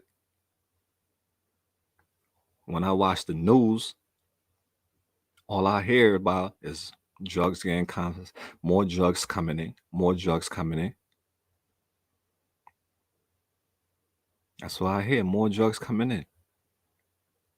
And all these pills that people are buying, these people rappers is promoting, yo, pop this, pop that, pop that. These people, these young boys are getting caught up. When I go in Kensington now, all I see is a bunch of young faces, young people. So, we are alive for a reason. Thank God for life. Thank God for life, right? All my people who are survivors who who got a second chance, a third chance, a fourth chance, you are survivors. 90,000 people die last year. 90,000 people die from overdose. And that's the one that are counted. But what about the ones that wasn't counted for? So this is not a joking matter no more. This is not a cool thing. Oh, we trying to be cool. It's not a cool thing no more. It's a death thing now. It was never cool, but we thought it was cool. We thought we would do it. It would be cool. Some of us thought it was cool. Some of us did it because of doctors. So many reasons why us, a lot of us did drugs, but it's not cool. But these kids that are coming up nowadays think it's cool because of the culture. Yeah, so be on point. They putting fentanyl in weed. If you smoke weed, make sure you're getting yourself from the dispensary because, yeah, you never know what you're going to be smoking out there. If you buying stuff off the streets, stay woke. Stay woke, people. Stay woke. All my weed smokers out there, I know a lot of people smoke weed because that helps them with anxiety, depression, and all these other things. But just don't go to that fentanyl or crack or all those other things because those things right there would take you straight down to hell. When I talk about hell, I'm talking about the streets of hell where you will be abused. You'll not be treated like a human being.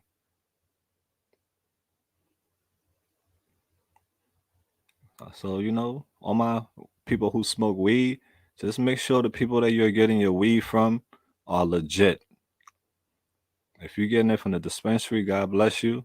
But if you're buying it from your homie from down the block, or you be careful, because I heard a lot of stories of people buying weed out there from on the block, from down this block, from down this street, from this connect, from this dealer, from that dealer, and they've been tripping. Some people smoke some stuff, they lost it. Because these dealers, what they want, your money. People sell you anything nowadays just for money. So stay woke, my family. I love you guys, and I always want y'all to be safe. And I know y'all want for me to be safe too. Y'all will let me know if something out there your mouth. Watch your back. So I want y'all to watch your back too. I want everybody to stay woke out there. Don't fall. Don't fall for the devil's trick. If you fall for it, we're all human beings. In a year time, we're gonna make a lot of mistakes. God bless all the wonderful people who's been donating. Miss Tina, Susie. God bless all you wonderful people. You are, like I said, this place is my happy place. You guys make this place my happy place. And I love hanging out with you, love connecting, and I love what we're doing. We're together because together we are powerful. We don't have too many friends in this thing what we're doing. Us who has been affected by the struggle, we don't have too many friends because society look at us like we're losers.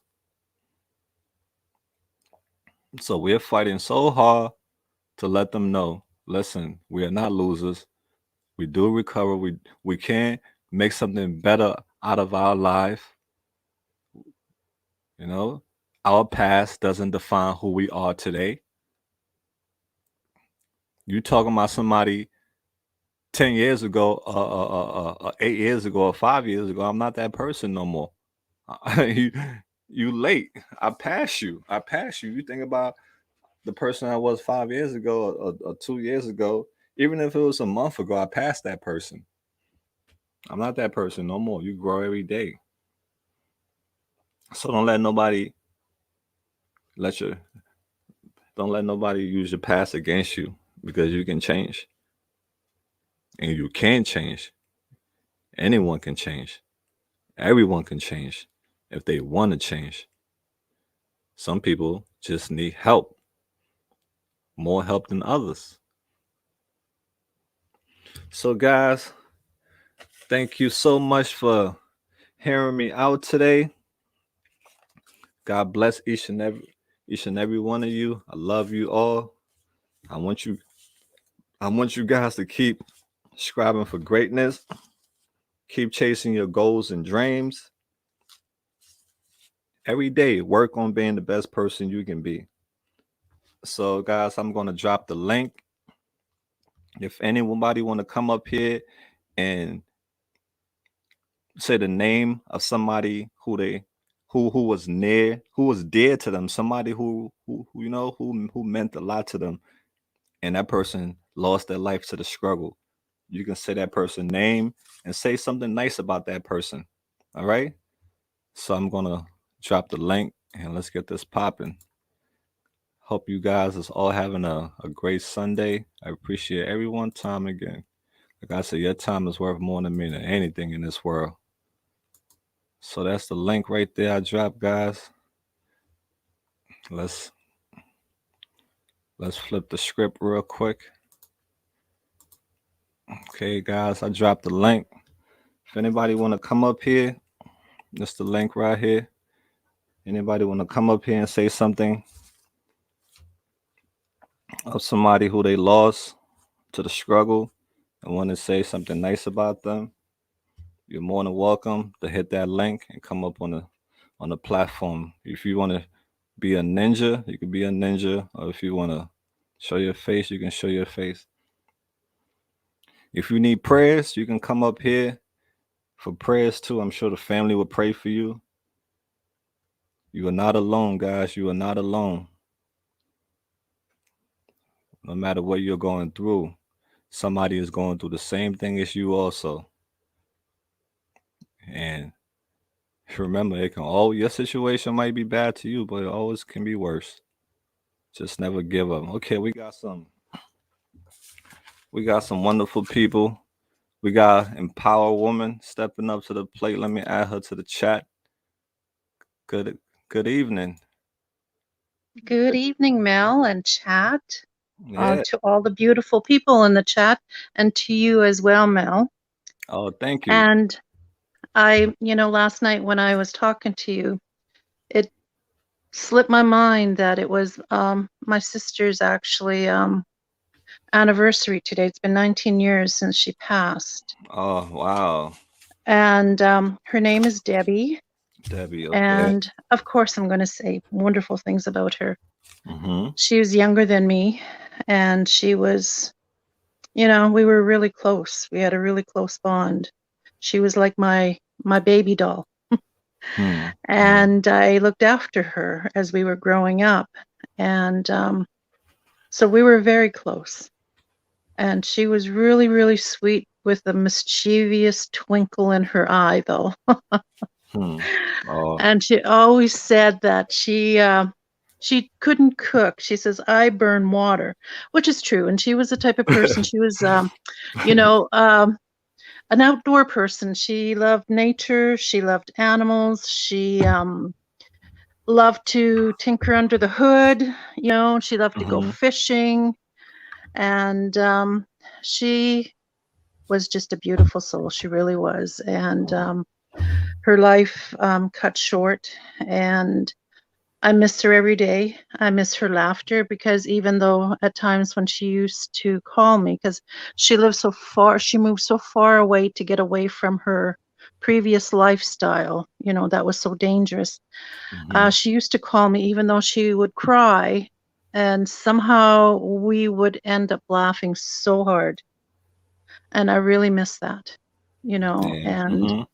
but I know that she is doing well in the spirit world, and it took a long time for me to get to this point of coping, Mm-hmm. letting go, Yeah. accepting, you know, So. and that she departed, but I wasn't getting anywhere by, Mm-hmm. grieving so hard for her. I had to learn to let go and live my life. And no, she was so mischievous, Mm-hmm. but she Yeah. was just a beautiful girl. She was 6 feet tall and all legs, and Wow. she could outrun me. It wouldn't take much, but Hmm. those long legs, I tell you, it was 3 blocks to my one. You ain't had nothing on her, right? She was the game changer. Yes. So no, I would never race with her besides her being younger than me, but I was like, no, because I knew that there was no competition. Yeah, I hear you. At least you knew how But to pick your battles.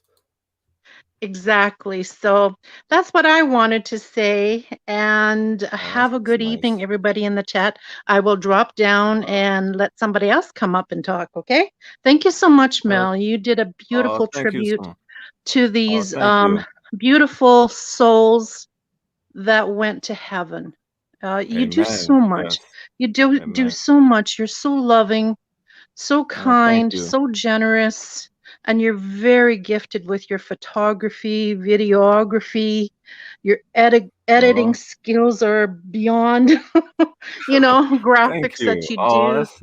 and Oh, thank you everything. so You're much. just, you have so much to give, Mel. And I'm so glad I came across your channel. I'm like from day one. I remember you when you first did your interview with Nora from way back. Mm-hmm. Yeah, it was my Yes. first one. Yep. Yeah. Mm. So, Oh, yeah. thank So, you. like I say, I'm from day one. And I'm glad I'm Wow. able to talk to you and just keep up the fantastic work that you do. All right. Oh, thank you so I'll much. God chat to bless you. you. I will chat to you with you again. All right. Thank you so much. Okay. Take All right. I'm care. just All going to right. drop down in the chat. Okay, sure. Okay. All right, who we have? I want to tell empowering woman, thank you so much. God bless her for all the nice words. You know, when you say nice words to people, they grow, right? So she's helping me to grow. And I appreciate everyone who say nice things to me to help me to grow too, because it makes me help other people to grow. So each one teach one. So I appreciate it, guys. And I know you guys mean it from the bottom of your heart, because I mean it from the bottom of my heart. So I dropped the link.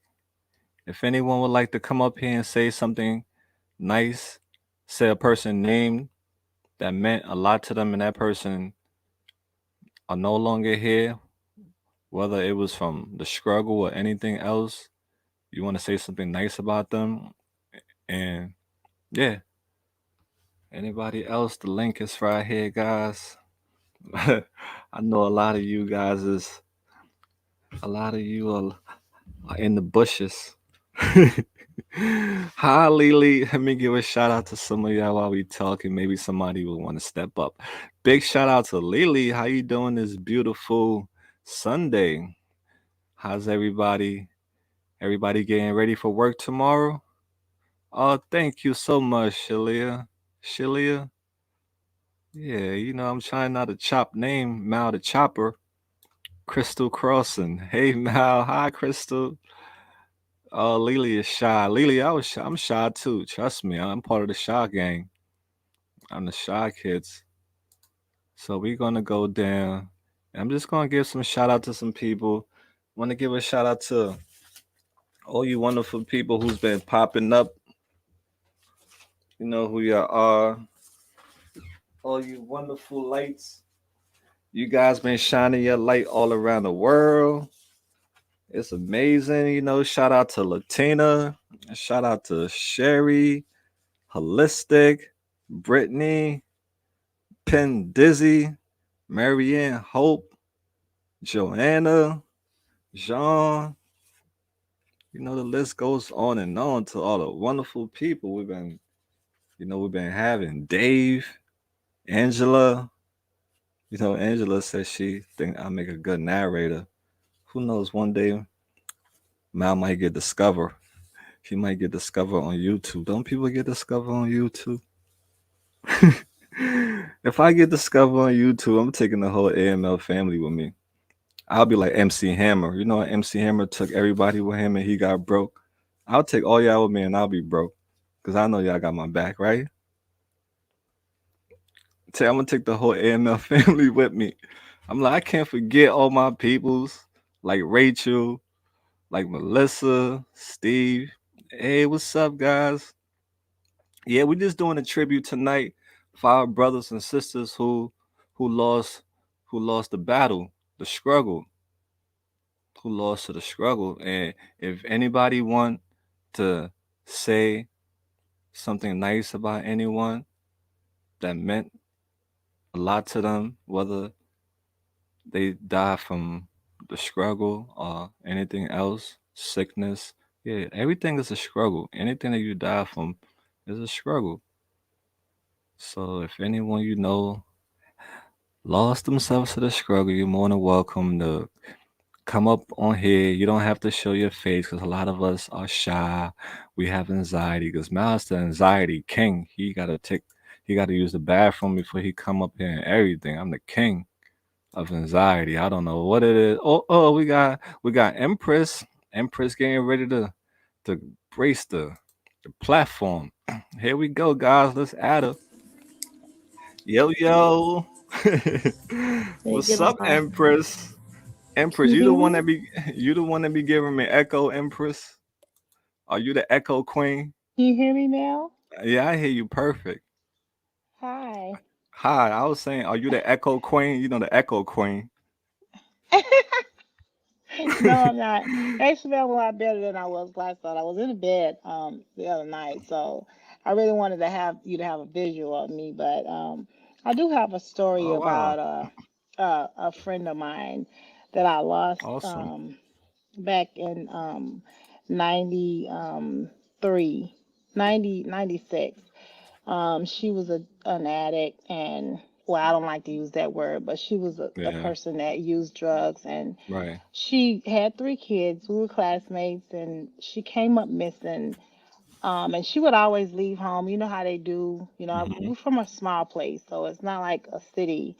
So she would leave home, and this one particular time, she left for 3 months, and she never came back. So we started to worry. I was married at the time. I went away.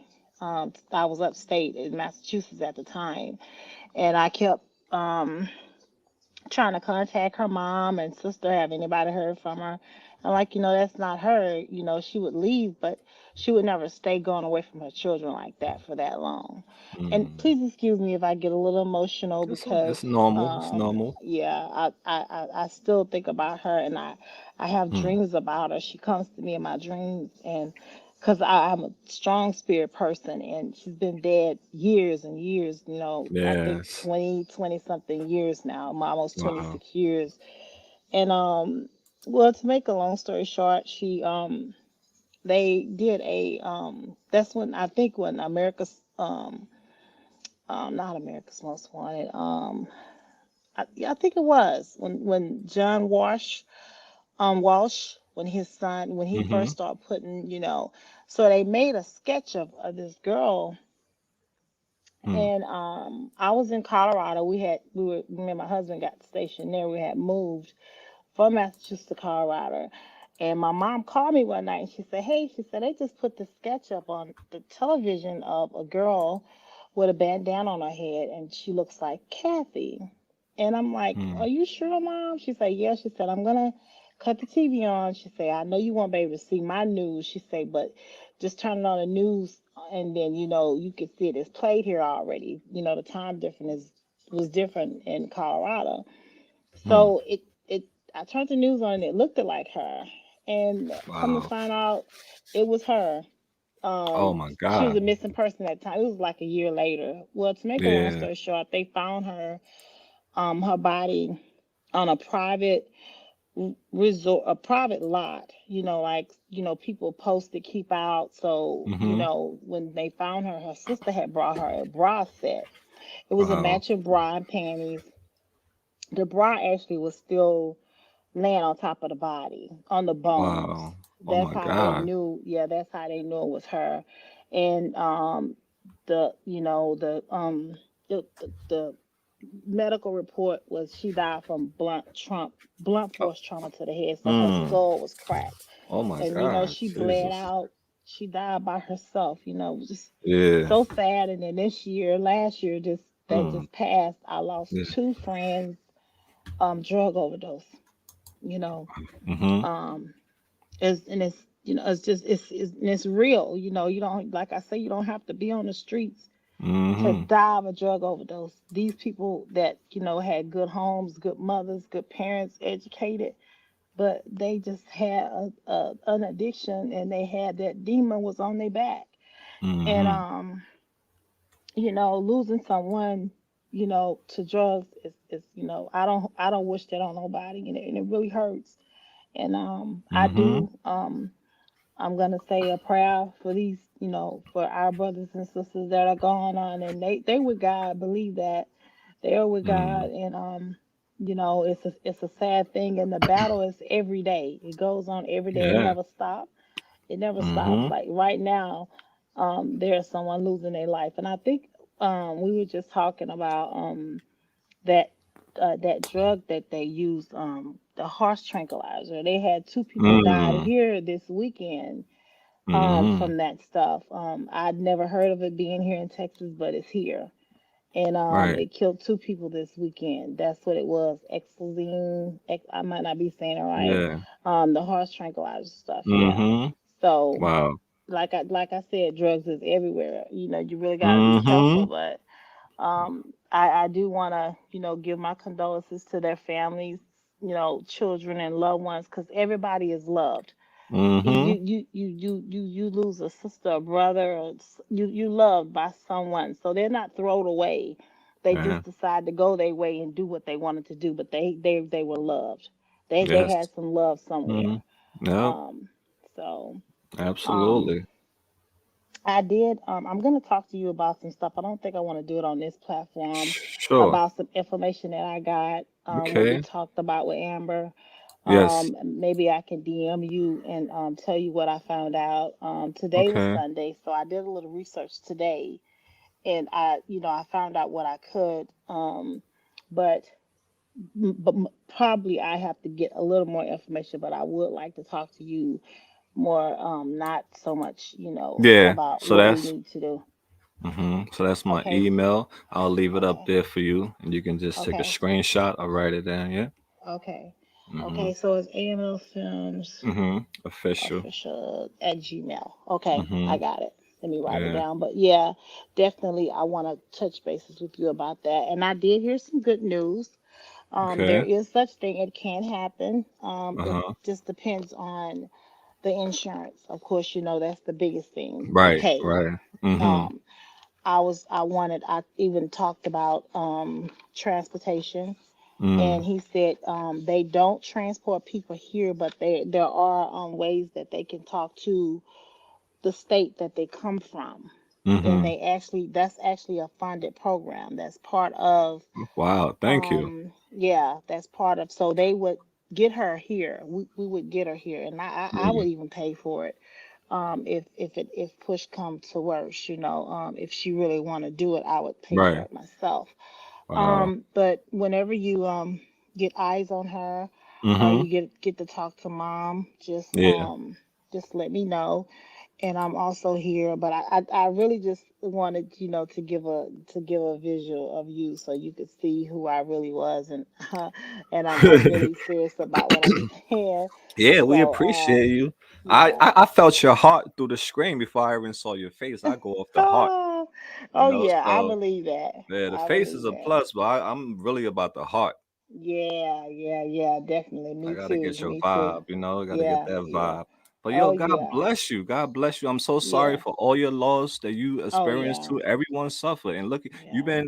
you've been carrying that with you for a long time, and you'll never forget it. You just gotta I'll learn to never live with forget it. it. You're Yeah. learning to live Yeah. with it.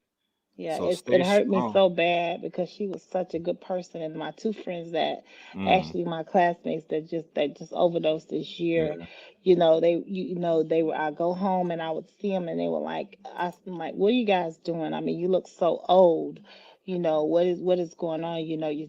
Your skin is just like dry. You don't have that Yeah. shine to your face. What's Mm-hmm. what's really going on? Oh, Yeah. nothing. Yeah, something going on. And then I get this call. Well, one died Hmm. in August of this year, and the other one died in December. They both had just made a birthday, and it Wow. just broke my heart. Yeah, It's broke my heart. heartbreaking. Yeah, it is. So, I'm glad you're doing well. Thank you. And I am going to email you. You Okay. will get an email from me. I will put a note in there on the subject to let you know what I'm emailing you about as soon as Okay. I get some more information. And God bless each and every one of you that's on the chat. Oh, thank I you. pray that everything works out for everyone. I think whatever we ask in Jesus' name, I think that He will provide. He will provide. He will. He will. He will Amen. prevail. He will Amen. prevail. And whatever you do, your first letter, I listen to my gospel music on Sunday, and they have this song by I can't think of the guy's name, but the name of the song is "I Got a Letter This Morning." And the first letter that we get in the morning is the God woke us up. So if He opened your Mm, eyes this morning, that was your first letter. And if He opened your eyes, I think you can do anything. You can accomplish anything you amen. want. You can fight all obstacles. We dealing with a spiritual warfare. This don't have nothing to Mm-hmm. do with what we think it is. This is spiritual, really, Mm-hmm. really. Yep. It's a spiritual warfare, and we have to get our praying, you know, warriors together. We have to pray for one another. But Mm, um, I'm greatly upset about our loved ones that we lost. And I yeah. actually had just seen the video of the young lady, um, the one that was found cut up in that Mm, that suitcase. Jesus. That Right, was right. very disturbing. Yeah, I saw that you video Mm-mm-mm. you had an interview with her. And at the Mm, time, I didn't know about AML Films when I saw that. And I mm, did see the guy. He actually, I think, was from Colorado. They arrested mm. him. I looked up on the news article. I followed up on it, and he's a monster. Anytime you can Yeah. do something like that to somebody, you're sick, Mm-mm-mm. Yeah. sick, sick. Hmm. But if they wouldn't have caught him, he would have kept doing it. I'm hoping he's the only victim. God bless him. Hmm. So he might not be, but I love you, Yeah. Mel, and I'm gonna Oh, let someone thank else you. talk. And I love you all so That's much. right. And if you ever need anything from me, You have to go through mail once I, get in, contact with him and we, hook up Awesome. together. I'll do whatever I can for anyone. And I Amazing. love you guys. Have a great night. Oh, we love you too, Miss Empress. Awesome. Okay. That's the beautiful Sunday vibe I'm looking for right there. You see that Yes. right there? Good vibes in the Yes. house. Thank That's you, what it's hon. all about. All right, Thank Empress. you. We'll talk again, all right? We'll All get right. link I, up through the email, all right? I will do. All Thank you right. so Take much. care. Good You night. got it. Good night, Thanks for your love. time. Good night. Yes, sir. Bye bye. So look, guys, see, that's what we got right now. Love. We got love. See the love is spreading all around. We connecting, we're building, we're making doors open in other places so that way we can get people from their environment to another environment, switching flipping the script. That's the only way. So let's go to the lovely Sherry. Hey, welcome, welcome. Let me I put look you on the screen. Hold on. terrible. Uh Absolutely oh, there looking she go. terrible. You know it too. Hey, you Uh, know you were signing up. You know you were signing yeah. yourself up for. But I just So want to there come in you and go. say hi. And Hi. how are you doing? I just wanted to Hey, do that because I always look. thank you. I'm sitting here all the time just doing my thing, painting, and then you came on, and I'm like, I'll say hi. And then Hi. My cousin Robin, she did pass away from alcohol poisoning. Want to Mm, mention that. And she was very young, like 38 years old. And mm. so, yeah, her kidneys, I think, is that what goes on when for alcohol or the liver? Mm-hmm. I can't Yeah, a remember if liver. it's kidneys or liver, but anyway, and everybody that was mentioned today, I was crying. I was just crying sitting here. And Thanks, dear. yeah. It's Anyway, I'm not gonna easy. send you a painting. Oh wow. You wanted to see some paintings, so I sent you a Yeah. few of my favorites to sign. Oh Okay. wow. I'm grateful. All right. Thank you. Oh, that's a little teaser. Oh wow. Look at There. that, guys. I Yeah, I love don't know what to roses. paint you because I paint a lot of flowers, Listen, I love flowers. and Just I because I'm do a this with god, my free time because it helps me. It's my I love therapy. art. I love art. Anything is art to me. That's beautiful. You have a lot of See? talent. Are Oh you wow, look at seeing that these? one. Look at that. That is beautiful. And I just Wow. taught myself this stuff because I have to keep myself occupied. Oh, look at that one. Yeah, the You have a picture. you are Thank you. really talented. I Yeah, love on black. White on that's black is my beautiful. favorite. You know. Wow. Anyway, that's a little taste. I don't want to take up no more time. So let me ask you this question. What? What does art mean to you? It's serenity. It's my. I can. It's where I go in my place to totally just unwind, and I don't think of things besides what my hands are applying to. That's why I do a lot of art. I do resin and I'll do, you know, but anything that I'm doing is just therapy. It's Beautiful. my place to go away and hide away from, Nice. everything in this world that's going on, and it helps. It's been helping. Hey, keep Yeah, for always 7 years now. always do more of the things that makes you happy. Yeah, I just look terrible. So I'll let you go. Well, thank you for sharing that with us, okay? Yeah. God bless. God bless Okay. you too, hon. Bye bye. Bye. So guys, I appreciate everyone that's coming up to say nice things about their friends or their loved one that that's not here anymore. You hear the stories. It's not easy. People got to learn to live. You got to learn to live with these things. It will never go away. Who says it's going to go away? Don't let nobody tell you say your pain and your trauma is going to go away. That it will never go away. Never, ever, ever until you die. You can take all the pills in the world. You can take all the shots in the world. Your pain and your trauma will never, ever go away until you die. That's just the reality of life. We have to learn to live with it. Sad, we have to learn to live with it. Some of us are doing great. All of you beautiful people who are learning to live with your pain and your trauma and not running away from it are amazing. Keep on kicking, keep on kicking ass. Shout out Penn Dizzy. I dropped the link in the chat. Yeah, but yeah, that was Losh tribute to the beautiful people who we lost. And you guys saying it. Y'all heard the stories. They made mistakes in life. They wish American won. My brother Ron. God bless you. God bless all you beautiful people. Sherry. Hi Sherry. I gotta check out Sherry channel, guys. Let's check out Sherry's channel because I heard she be doing some things on her channel. So I gotta go check you out, Sherry. God bless you always for your beautiful heart. All you people that are here tonight have beautiful, beautiful hearts. Don't let the world change that. Don't let the world change that part about you. You're beautiful just the way you are. Imperfect. You are real. Each and every one of you are real people. That's why I love you guys. You guys are real. Y'all come on camera real as is. You're not sugarcoating nothing. That's why I mess with y'all. You're not trying to be perfect. You're not trying to be perfect. Right. That's what I love about you all. You are not trying to be perfect. You guys are being yourself, and that's being real.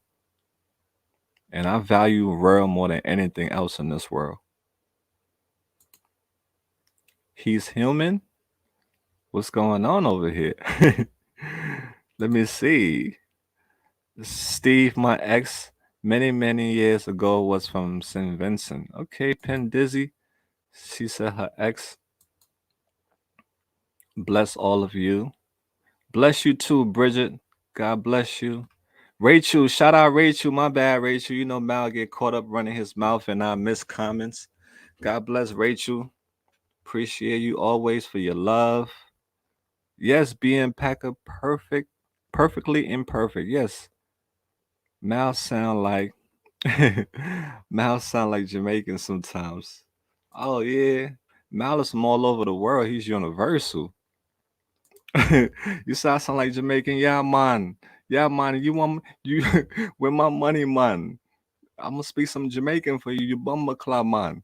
You buy. I'm, I grew up in New York around some Jamaicans. My block that I live on had nothing but Jamaicans on that block. Yeah, them Jamaicans, they had them four-finger rings on, those big Shabba rings chain. You know Shabba rings, right? Them Shabba rings chain. Yeah, man. I got you. You Rasclot, man. He call you a Rasclot. He's a Rasclot. Yeah, yeah. Why go on? Yeah, Penn Dizzy. See, Penn Dizzy noticed. She noticed the flavor. Why go on, man? Why go on? Yeah, guys. If you don't know about Jamaicans street talk, why go on, man? What's going on? That's what they're saying. What's going on? But they got a heavy accent. I'm like, why go on? You bumba clot. You bumba clot. Yo, Jamaica. Shout out to all my Jamaicans. I love y'all, man. Y'all got some of the best food. Y'all cocoa bread. Yeah, oxtail, curry goat, and white rice in New York. I used to be in them Jamaican spots all the time, busting them joints down. What y'all know about Jamaican food? Sherry, right? You guys know some Jamaicans. You don't want to mess with no Jamaicans. They crazy. Them dudes, they crazy. When I in New York, the block that I was on, I was cool with the Jamaicans. Yeah, but it was just hard to understand them sometimes because the older ones, their accents was really strong. I'm like, come here, boy. What the bummer club man say about me thing last night, man? Give me home shoot. Yo, I was like, can you slow it down a little bit, please? Break it down for me. What you said slowly? Why go on? Why go on? What going on? What's going on? Okay, all right. Yeah, but yeah, I had to learn. I had to adapt really fast. You know how it is. You gotta adapt, boy. Shout out to all my different nationalities out there. I love people from all around the world. That's what makes this world a beautiful place. If all of us was the same, I love people who speak different languages. I love people who have accents. I love it all. All these things is art. All these things makes you beautiful. You're not like the next person. I don't care if you chopping up the language really bad. I'm like, oh, it's okay if if I can get a little understanding of what you're saying, I could work with you. Because I know, if you had an opportunity to learn to better yourself, you would. A lot of people got the opportunity and they waste it. But all my people that's from different countries who want to come to America, one day you'll come here. All right? Because America, some look at it as being the land of milk and honey. But you see what's going on in America now. So when you come over here, you gotta stay woke. Let me see my lovely people in the chat what they're saying. This is AML Radio. AML Radio with your boy Mal. Jamaican. Let's see Penn Dizzy said Jamaican after. Oh, Penn Dizzy don't take it back. You guys, yeah, you guys know about the parties where we used to be breaking the curfew, sneaking out. They ain't listen to our parents when they say, "Hey, boy, you better be here at 10 o'clock." I'm like, "Mom, 10 o'clock? That's when the party just started." My mom telling me to come in the house at 10 o'clock when the party just started. What? Mom, 10 o'clock is when people are just starting to come into the party, and you telling me to come home at 10 o'clock. The party start popping like 12 o'clock, Mom. She ain't trying to have me come go to a party at 12 o'clock. I'm like, okay, we'll see. I'll wait till you go to sleep, and I'll be the gingerbread man. Yeah, I'll wait till she go to sleep. She go to sleep. I hear her snoring. It's time for the boy to make his move. It's time for the ninja to give it. I'll be out. My mom's caught on to that thing one time. Yeah, the block parties was lit. What y'all know about the block parties? In New York though, my block parties in New York. The only thing about them oh, remember that song they used to play at all the block party? Um, it was a Two Live Crew. Which I know about that Two Live Crew. They used to play that Two Live Crew song all the time at the block parties. Two Live Crew, and yeah, them block parties was lit. But in New York, my block party always end up with people getting killed. No, I'm. What y'all think? What y'all think? I'm an old man? No, I'm not. I grew up in the hood. I'm in my 30s. All right, I'm in my 30s. I grew up around a lot of older people. Young boy grew up a lot of older people. Yo, age ain't nothing but a number, Lily. If I could even be 60 years old, 80 years old, age is nothing but a number. You know, that's what it's all about. Let me see what Penn Dizzy said. Dance music, EM block parties was lit. Okay, New York. Okay, Brooklyn jumps everyone. Brooklyn, yo, but my block parties, man, it was always at the end of the night was gunshots. Yeah, gunshots. Every block party I went to was gunshots and somebody got killed. New York was crazy. You cannot have fun without it turning violent. Let me see. I dropped the link if anybody want to come up. I'm in Florida. I'm sorry, Melissa Brown says she's in Florida, close to Orlando. They don't know how to act. Oh, damn. You having that issue over there too? Damn, yeah. Unfortunately, that's how it goes down. Can't. I don't know how 2022 how 2022 is now. Are they still having block parties? I'm sure the block parties they having now might be a little safer, right? What's up, Kim? Kim in the house. Kim, we talking about block parties tonight on AML Radio. We talking about block parties. Trot late 40s. Let me see. Let me see What Doe said, try late 40s block party in Tennessee. Oh, Two Live Crew.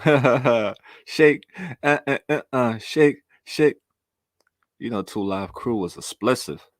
But when that song came out, they had a party popping. Yeah, but yeah, we from that era of the block parties.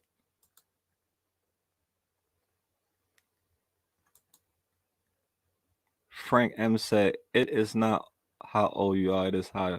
Oh, Frank, that is beautiful, my guy. Absolutely, absolutely. I gotta give Frank a 5 star for that one. That's beautiful right there, buddy. New Jersey, near NYC here. Yo, shout out Frank from NJ. That's what it's all about. Let me see you beautiful people. I'm gonna stay up here for a few minutes. I'm dropping a link if anybody wanna come up here. You know, we did the little thing today about our brothers and sisters we lost to the struggle. And if anyone wanna say anything about somebody that was near to them, dear to them, that they lost to the struggle, they could come up on the platform, say that person's name and say something nice about that person. If not, we could just talk. We can hang out for a few. I'm dropping a link. Penn Dizzy says she's from BC. That BC, but everyone yo, Penn Dizzy is so real. Penn Dizzy keeps it 100. Melissa said, "Wow, I live in Polk County, Winter Haven, Florida." Granny Josh. Okay, I'm seeing where my peoples is from. Susie said that's right, Frank. Okay, yeah, right. Frank kept it 100. I love that a lot.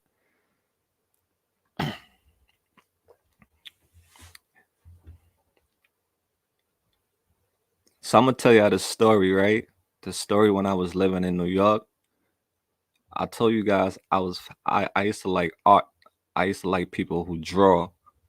So it was a guy that used to do graffiti in the neighborhood, and he used to use this airbrush. But I was young at that time. I was in my teenage years. But this guy used to have his airbrush, and I used to admire his airbrush, and I used to admire the beautiful work that he did. I always wanted an airbrush, but my folks wasn't getting me one. So one day I decided to go to the Toys R Us.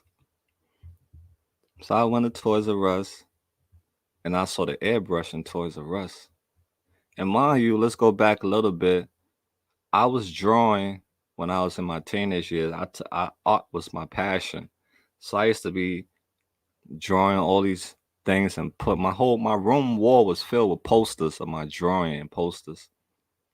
So okay, we got Brenda. We got Brenda coming through. Maybe Brenda want to say something before I start telling you about my airbrush story. Hello? Hello there. Hello, Brenda. Hello. I Yes, I'm from originally from West Virginia, but shout I out moved West here to Virginia. here, but I moved here to Oklahoma. Okay. I lost my 19-year-old son, Nathaniel Oh, Carpel, so sorry. to overdose last year. Yeah. Oh, Um, sorry. And you're not my alone. We're baby here for boy, you, Brenda. Yeah. That's tough. Yeah. 19 years old, Yeah. you And said? he right before his 19th birthday. Oh, right before it's 19. Jesus. I want to send you a virtual hug right Yeah. now to let you know that we love you, that we understand your pain and how you feel. And oh, trust me, I know, because I'm a recovering drug addict. God bless you. God bless you for turning your life around. How many years clean? A couple years. Okay. All right. I'm so sorry your son didn't make it out. I am too. What do you want to tell us about him? I didn't know much about him. I didn't have custody of him because when I gave birth to him, I was using. But everything I know about him, he was a wonderful son. Wow, it's a wonderful son. What are some of your favorite memories that you remember of him?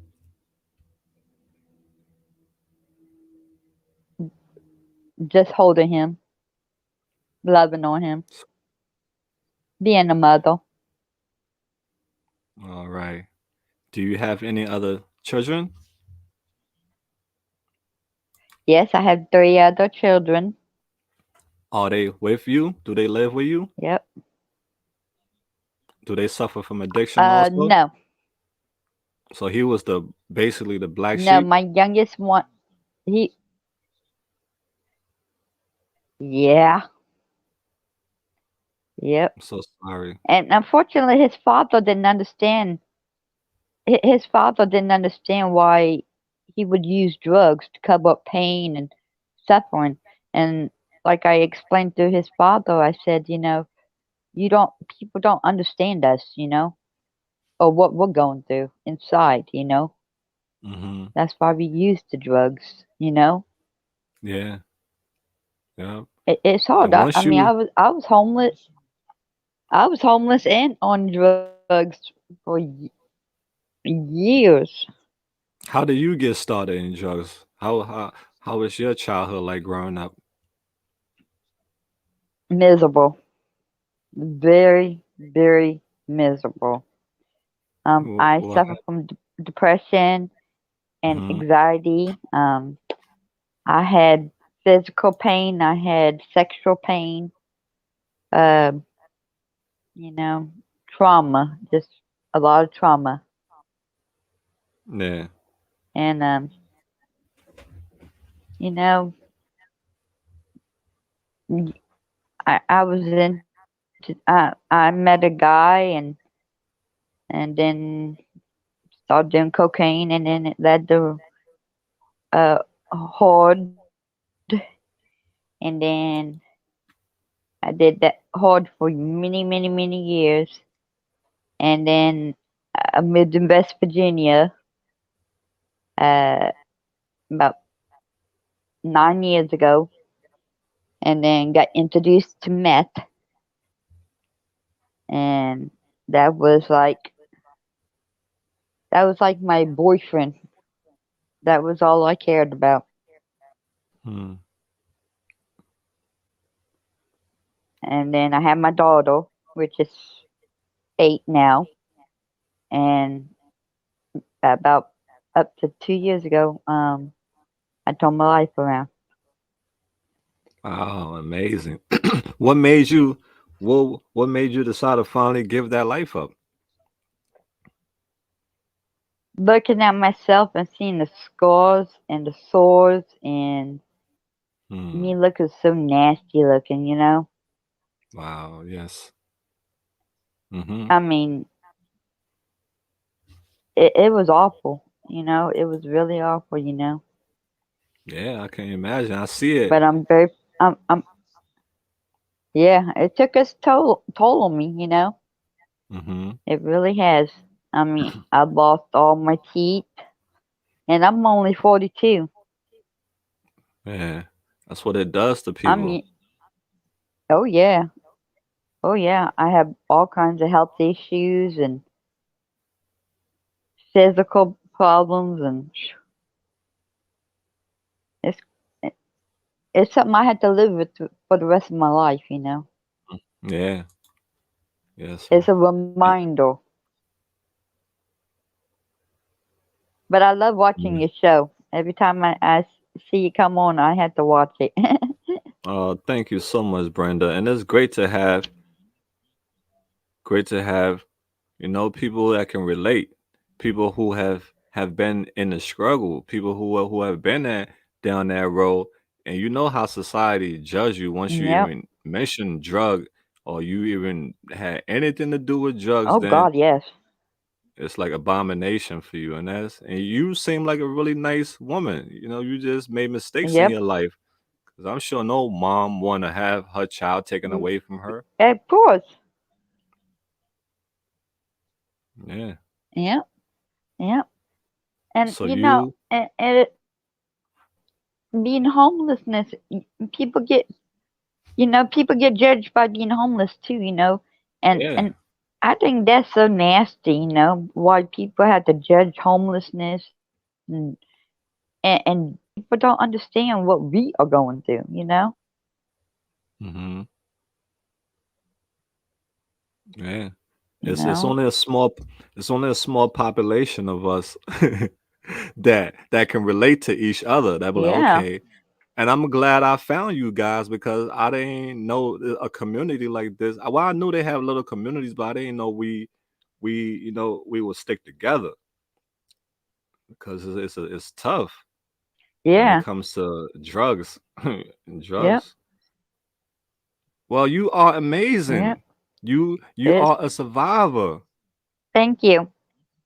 and I'm I so sure happy. am. But One day at a time. one day at a time, exactly, one day at a time, and you are doing great. And I want you to keep on striving for greatness. Don't look back. If Thank you look you. back, just to see how far you come, keep on crushing it. You're very young. You're very young. Exactly. You got a long Oh way to go in yeah. life and do all the things you love to do still. I'm sorry that your little boy couldn't Oh come with yeah. you, but he's with you in spirit and in your heart, because you will carry him forever and ever. I'm sorry, right? But That's for sure. yeah, yeah, you're doing great. So what are some things you do now to help you stay clean? I take care of my mother. Okay. What else? What else you do? What do I you love to do? What makes you happy? nothing. Nothing makes you happy? Watching YouTube. Watching YouTube. Watching YouTube makes you happy. Okay, there you go. So what are some things that you love to Yeah. do Yeah. when you're not watching YouTube? What are some things you love to do? I don't. You don't do That nothing besides that YouTube? depression has no. The depression because of your son? Nope. No, just in general. What are you unhappy about? Because I suffer from depression. Are you on are I, you on medication I for it? like I said, I have anxiety. I have Is- Anxiety? yeah. I have anxiety issues with people. Yeah. I hear you. Hey, I can't listen, be I hear around you. people and nothing like that. I hear you. I hear you. I'm one of those people too. I suffer from nervousness when I'm going to a crowd. I don't like crowds. Crowds of people I don't like. Yeah, I if don't you either. put me in a crowd of people, I Yep. have to leave. I just feel uncomfortable. I don't Yep. like being Me too. I being can't. in closed space. Exactly. Yep. Exactly. Me too. I can't If even I go to go to Walmart. Oh yeah, I, that's tough. That's tough. Yeah, some Yeah. people are more higher than others. But what do you do Yep. to help you with your depression besides taking care of your mother? What else do you do? You watch YouTube. Okay, you say you watch YouTube. Just take Okay, medic. what medication? Okay, that's good. What is Yeah. one thing what are some things that you love about yourself? Um. That I got a good heart. Beautiful. That's the best thing you can have on you. To me, that's the best thing a person can have on them is the heart, a Um. beautiful heart, because that never, it Yep. stays with I'll you give for you a the while. t. I'll give you the t. Yeah. I'll give you the t-shirt off my back. Oh, I don't have no friends. I don't have no boyfriend or nothing like that. well, you got us now. We your friends. Okay. You got Yep. us now. You're part of the community of us And I'm happy who, now. yeah, yeah. We feel just like you. We're all the same. So you're part of the right community Thank of you. rebels, loners, and lost. We turn our life around for the better. We Thank and you. don't let anybody use your past against you. You're not that person no more. Exactly. And I do. A lot of people do. They Yes, still of do course. judge me by my past, you know? Hmm. Even the courts judge you by your past. Still, they hold that against you. And people change, right? People do change. They turn their life around. Oh God, yes. Yep. Yep. Yep. And you My are own family alive. judged me for my past. Yeah, I know how that goes. Yeah, tell me Yeah. about it. Tell me about it. Yep. It's not easy. Yep. But I I just mean, want to let you know like I I'm said, proud of you. thank you. You're welcome. What you was gonna Thank you say? so much. I was gonna say, another reason I don't get out in public is um because of my health issues, Um and part of the health issues I have is um I get staph infections a lot, Hmm. FOMOSA, Okay. MOSA, and Right. I know what you mean. that gets me that yeah, that gets me down a lot. Yeah. So, I try not to make a go out in public because, um it's not so much because I'm contagious, it's because of the fact that people judge you, Yeah. You rather just stay in you your know. own little world. That way you don't have to deal with the nonsense that goes on out there, right? Exactly. I hear you. A lot of people Exactly. rather And rather and where deal with their own. and Mm-hmm. where I live, yep. And where I live is nothing but drug addicts anyhow. So why would I want to go out in public? You Hmm. know, it's nothing but meth addicts around where I live. So I don't want to be, Hmm. back in that Right. spotlight Right. again. Yeah. Exactly. Because once The you're less around it, eventually, what's gonna happen? it will happen again. Yep. I Absolutely. agree. That's why I'm happy I I got agree. out of Kensington. I'm happy I left Kensington because it was starting to get too tempting. Yeah, and it does too. It does. It does. And that depression makes it even more harder, because Mm-hmm. you get in that state of depression and then you're around somebody that is using. Next thing you know, guess what? You're using. Yeah, that's how it goes. That's how it goes Yep. exactly. Mhm. But keep on doing what you're Yep. doing. Thank Stay you. away from the places that you know in your heart that's gonna lead you back down that life. You don't need that no more. Take care Yep. of the rest of your children who you do have. And if you ever feel lonely, we're here for you. If you ever feel like Thank you. you have nobody, we're here for you. We're all one big family, and we're gonna keep on growing and keep on spreading this message around. So maybe the world gonna catch on to it one day that people do Yep. make mistakes and they do turn their life around, and they're not the same Yep. person that they were. Not all of us. We And some even of us do and change. even and even if you're still using, Mm-hmm. you're still a person. Yeah, absolutely. Nobody get left behind. Even those who are struggling, I just want them to reach out for help before it get too late. Because Hmm. what's the drugs that's coming in now is out to kill. Oh, So I many know. grieving pain. Yeah, I'm Oh, I tired know. of Trust me, I do of know. well, tired of losing my friends. I agree. I agree with you. So I we gotta agree. put our foot down. You know, we I gotta agree. put our foot down. Like I said, I lost my son last year, and then Mm-hmm. uh, and then I lost my daughter, my 8-year old daughter, her daddy. Oh, I lost him last year too to overdose. wow, Jesus. Yep. So yeah, it's taking people. Yep. So you Hmm. survive. You are a miracle. Thank you. Yeah, Uh, you are a light. You are a light, and I love seeing all the lights that beat this and are doing great things with their life, regardless staying home like you.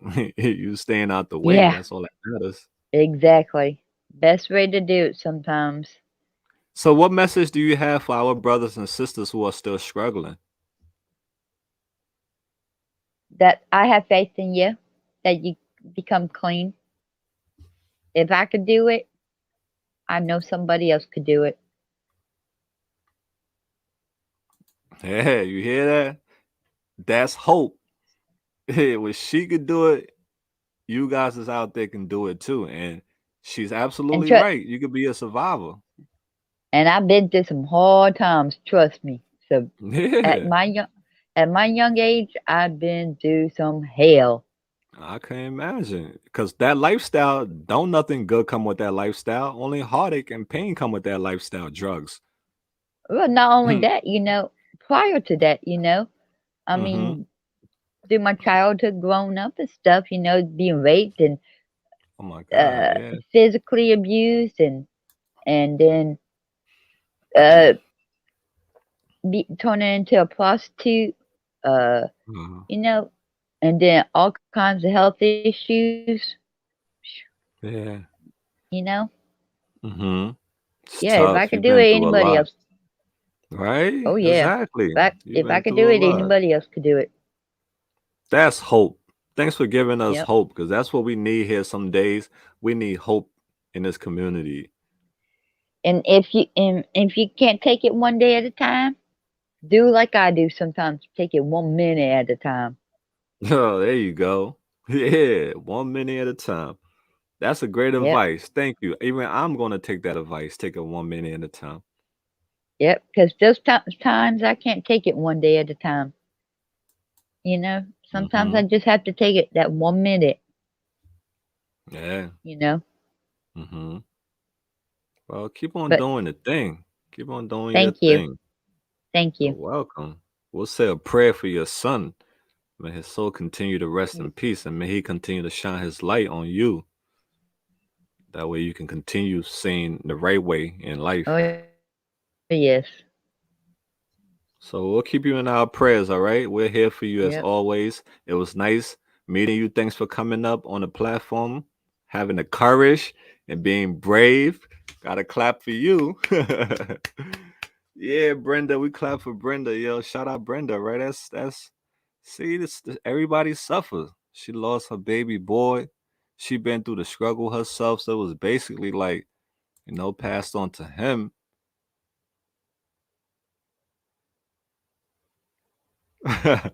Yo, why Rachel dissing me, yo? The reason why I talk because you guys don't want to talk, right? I be giving you the platform to come up and talk, so I gotta entertain you, right, Rachel? If I don't talk, then the chat is gonna be dead because Rachel don't want to come up here and say nothing. Rachel throwing shots at me, y'all. It's just I talk too much. I'm just trying to entertain you all. Yeah, Rachel, come up here, Rachel. The spotlight is on you now, so let's see what you gotta say. I'm gonna drop the link, guys. Let's Rachel come up here. She said I talk too much. There you go, Rachel. Let's hear your voice. Speak up. I'm gonna put you in the spotlight now, Rachel. Here you go. It's right there. Speak up.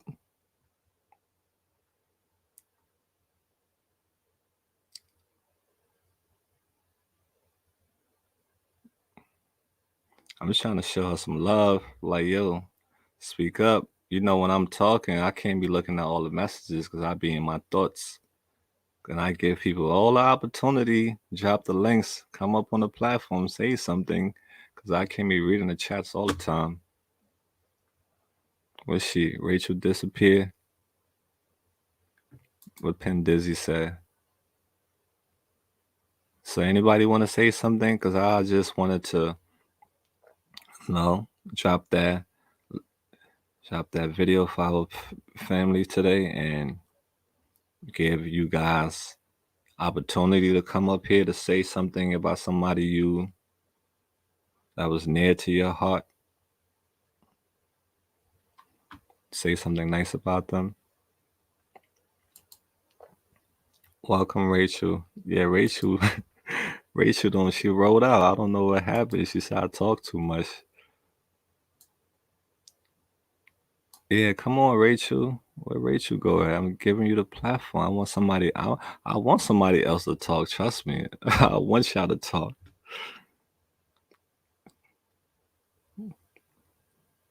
Anybody? All my beautiful people out there tonight. What are you guys doing tomorrow? Tomorrow, well, it's Monday tomorrow, right? What are some of you guys doing tomorrow? Sherry, what are you doing tomorrow, Sherry? What's your plans for tomorrow? Let me know what's y'all plans for tomorrow. Pen Dizzy, what's y'all plans? Lily, what's your plans for tomorrow? Empress, yeah, what are you guys plans for tomorrow? I don't know what to talk about unless I'm being okay. So let's interview you. I can interview you. That's what I'm trying to do. Do some interviews. I could ask you some questions. So I'm gonna drop the link. All right. You don't have to. You can talk about anything. To be honest, it don't have to be. You can talk about how you feel about the world, how you know, what struggles you're having. What are some of your favorite memories in life? Uh, you know, what do you think the solution is to helping people who struggle with addiction? There's so many things we could talk about. It's open floor. Yo, this what Rachel said. Yo, Rachel says always talk, but Rachel says she always talk. You always talk in the chat, and sometimes when I'm talking, you know, when you're looking at the chat and trying to talk, sometimes you get distracted. So you have to go on. You have to like zone out for a minute and get your point across, or what you want to say. Then you look at the chat. So Rachel, you always talk in the chat, but you haven't talked on the screen. Talk on the screen. Talk on the screen. We waiting for you. Go, Rachel, go. Go, Rachel, go. I've been very fortunate. Loved ones recover from addiction, but oh my God, it was hard. And the fear, my heart goes out to everyone. Oh yeah, being Packer, you know how that goes. You know how it goes. Having loved ones who suffer with addiction and the frustration that it brings, the nightmare that it brings to your life. Say, what is your favorite color besides white? Okay, my favorite color besides white is mint, black. Okay, we got somebody's. Oh, so Rachel. Okay, let's get Rachel the platform, guys. Let's go. Hello there. Yes, hello there. Finally, Rachel, how you doing? I am good. How are you? I'm doing good. How you doing today? So, You, I'm good, love. All I wanted to know was if you saw my message that I got to send 4 huge bags to Kensington. oh yeah, remember we talked about that? We talked about No, that we bag, and did. you say you wanted for us to meet you halfway, something like that. No, I didn't. That's why I misunderstood you, because I'm like, Mm-hmm. I'm not going there. But yeah, there's so much in there. There's a lot of winter stuff. Right. Um, but there's summer stuff. There's so many sneakers and boots and not too many men things, but I cleared out like my makeup and I had gotten deodorant for that, all kinds of stuff. Oh So I yeah. can't wait for them, yeah, to open it. I mean, I can't wait to see it be opened. And where are And you? Where are you located again? Refresh my memory. I'm in near Fort Lauderdale, Florida, Wow, Fort Lauderdale. So how are we going to get those things over here, because Pastor Joe helped me. Pastor Joe? So I guess you got to go through Pastor Joe to get it in because that's like out of my area.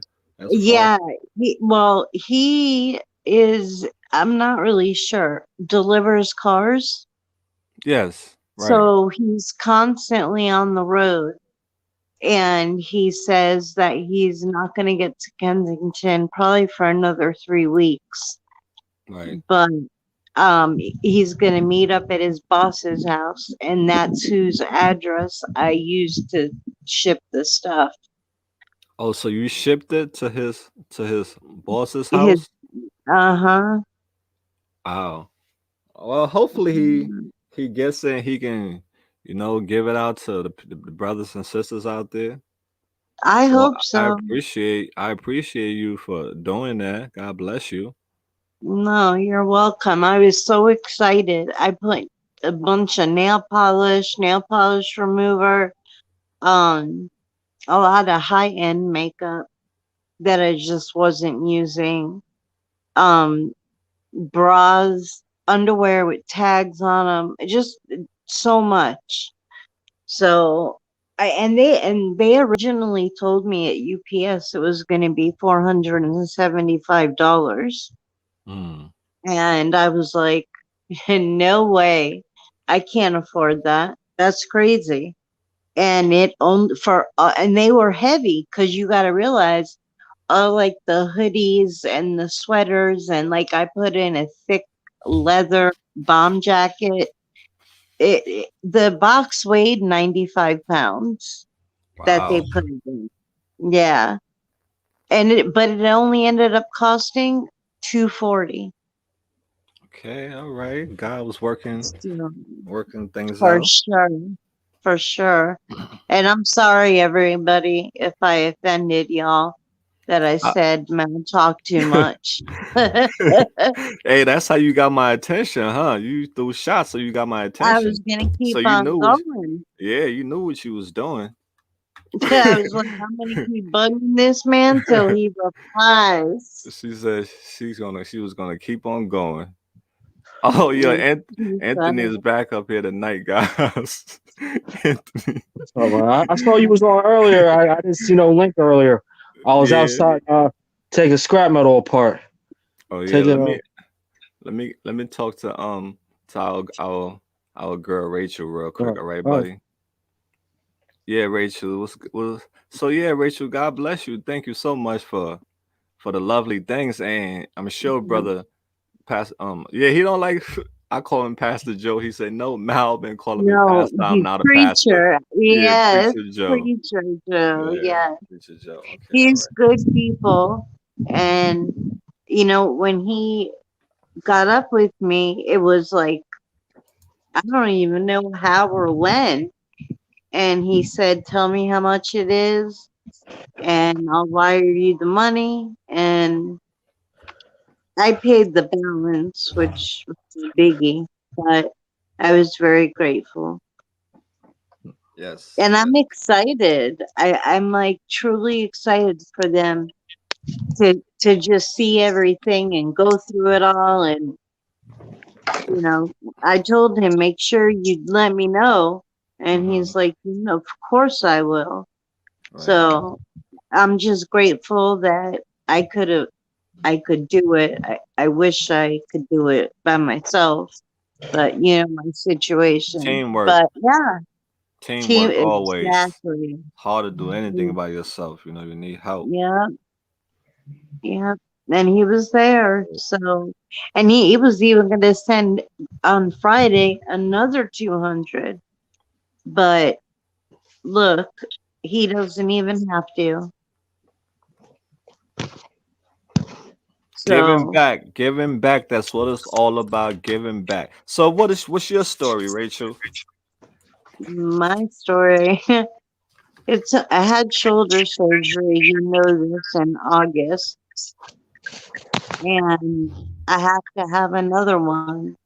The first doctor did not do it right. So at the end of the month, there I go. And you know what's crazy? The second opinion I had, he's like, okay, you need medical clearance, blood work, EKG, chest x ray. The first surgeon didn't have any of that done on me. And I wasn't thinking, I'm going under anesthesia. I need to make sure I don't throw a clot or whatever. But yeah, it's a messed up deal for sure. Not looking forward to it. and starting physical therapy all over again because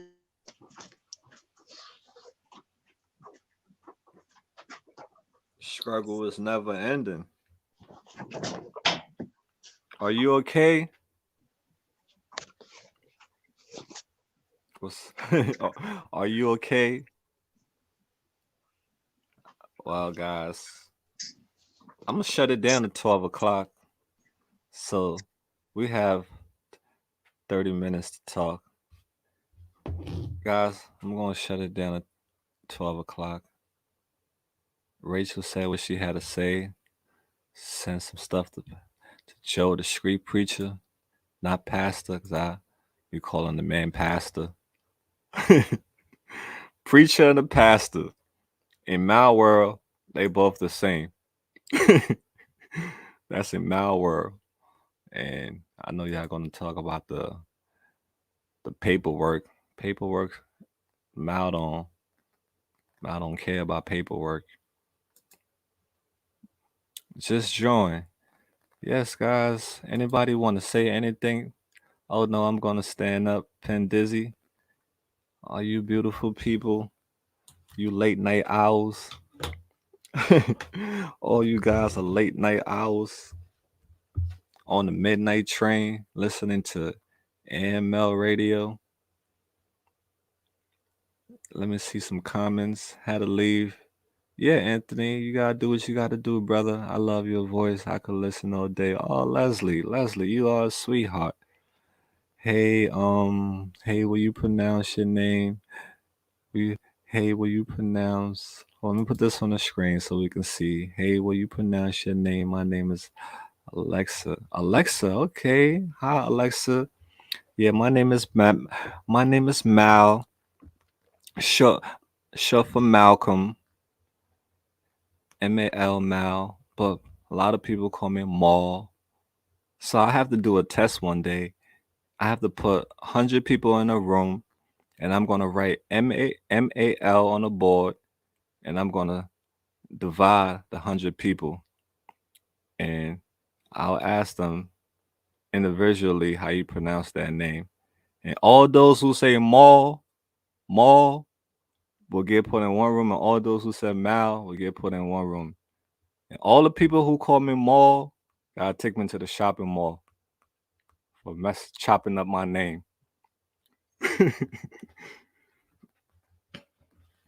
So yeah, Alexa, my name is Mal, short for Malcolm, because my full name is Malcolm.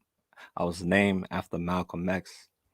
And I never used to like my name growing up for some reason, because the kids used to pick pick pick at me.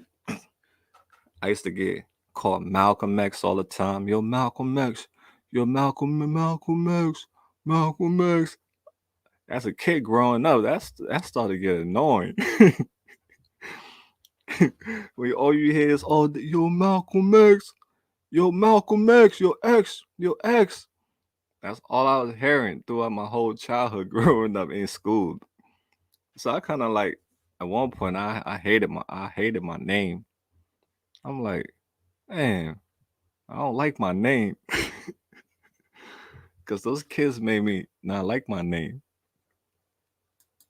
But now when I got older and I realized the person I was named after and how powerful he is, I embraced my name, Malcolm, after all those years of growing up of being teased, Malcolm X, Malcolm in the middle. I say I like Malcolm in the middle better.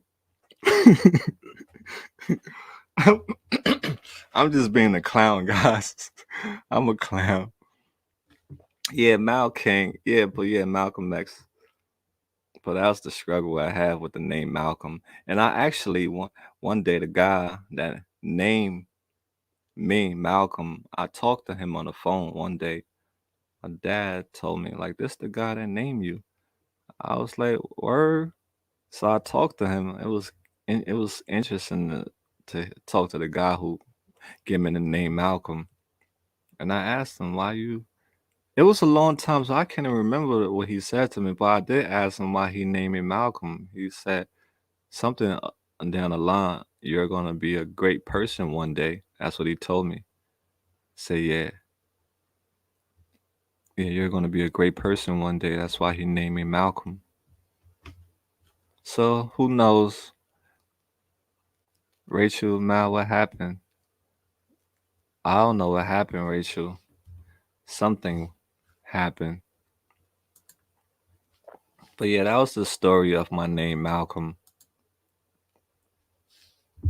But some people, some people, some of my friends that I grew up with, they had some really hard names. Like a lot of my friends that came from foreign countries, and I was in school with them. I thought I got picked on for my name, but they got picked on the worst. God bless all those kids.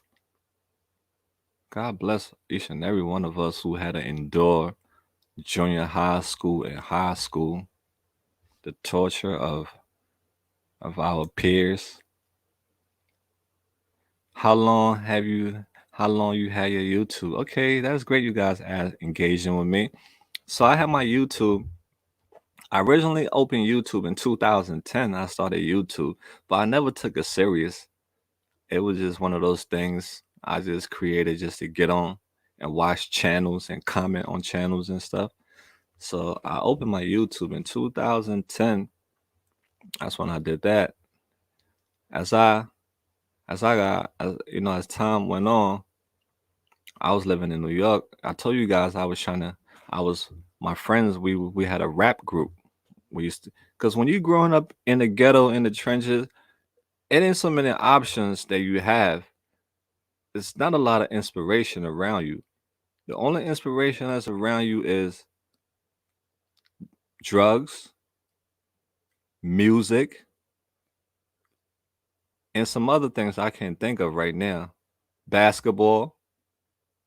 When you're in the hood, those are the things that a lot of kids gravitate to because they looking at, oh, that's gonna give me money because you're poor.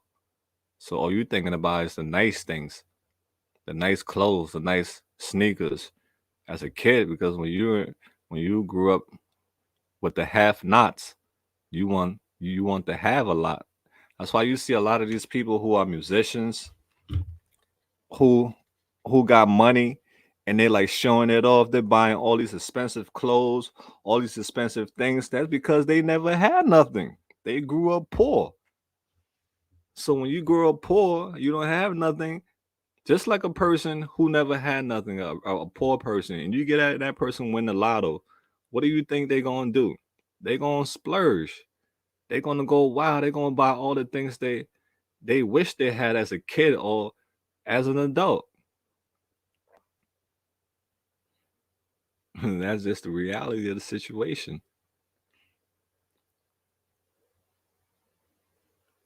So yeah, that's how it was, guys. So yeah, music, we gravitated towards music because we thought music was gonna be our ticket out of the hood. So we was up in studios. We had an older guy, he had, as a kid, you always gonna have those parents who are careless. They're gonna let underage kids come to their house and do what they want to do because you are a immature adult. You got young kids coming to your house doing whatever they want to do, running away from their parents' house. They come to your house and you allow that to happen. So a lot of us was misguided. We was other people helped ruin us growing up. So yeah, we used to go to this older guy house. We used to be there, and he had music. Yeah, Malcolm X, God bless. Melissa, you're so funny. I just saw that. Yeah, Malcolm X, right? Malcolm X, Malcolm in the middle. Yeah, lots of goats from New York. Yeah, New York, stand up. Yeah, so we used to go to this guy house. He had a little music studio. I never knew how to rap. I was suck. I was horrible. I lie. A lot of the stuff that I did in my life was because I saw my friends doing it. I wanted to be part of the crowd. I wanted to be accepted. I wanted to get that shine of being a rapper myself. So I ain't know how to do this thing. They taught me how to do it. They're like, okay, this is how you rap. You gotta go home and you gotta put a whole bunch of words down. Then you gotta like pick each word and rap something about that words. So so I was chasing my rap career. I thought I was gonna be a rap star, but that didn't work out. Let me see. Make that rapper money and help the kids. We all gonna make that rapper money, Pen Dizzy. We all gonna make no, but I'm not into that life no more. Yeah, Leslie. Oh, I love Leslie. I'm not into that rap life no more. Cause that life, if I'm gonna do it, it's gonna be positive music, uplifting music, to to make a difference. I'm not gonna be with that trend, oh, shooting guns, disrespecting women. But that's the thing that's selling in society. Unfortunately, the demonic stuff is the thing that getting the Billboard charts, that's getting these rappers all this money, all the violence. You see these music videos, guns in it, all these big guns pointing at the camera, and the women, not you, beautiful woman. I don't know, but a lot of women are attracted to stuff like that. I don't know why. What's up, Godfredo? But a lot of women are attracted to those things. So these guys know how to attract the women attention. So they'll wear the gold chain, they'll wear the flashy belts, they'll have the money in their hand because the woman, I'm not gonna say all women, some women are attracted to those things. Yes, yes, exactly. Brooklyn 71. It is. Back in the days, it was cool, right? Be honest, BK. Back in the days, rap was not as bad as it is now. Back in the days, we actually, it was a lot better back then. Like in the 90s, music in the 90s back then was good. It wasn't as bad as, as we start going forward. That's when drugs became so freely used. Like it was a good thing to be an addict, to be addicted to pills, to be addicted to alcohol, to be addicted to it. It was looked upon as a good thing in the culture.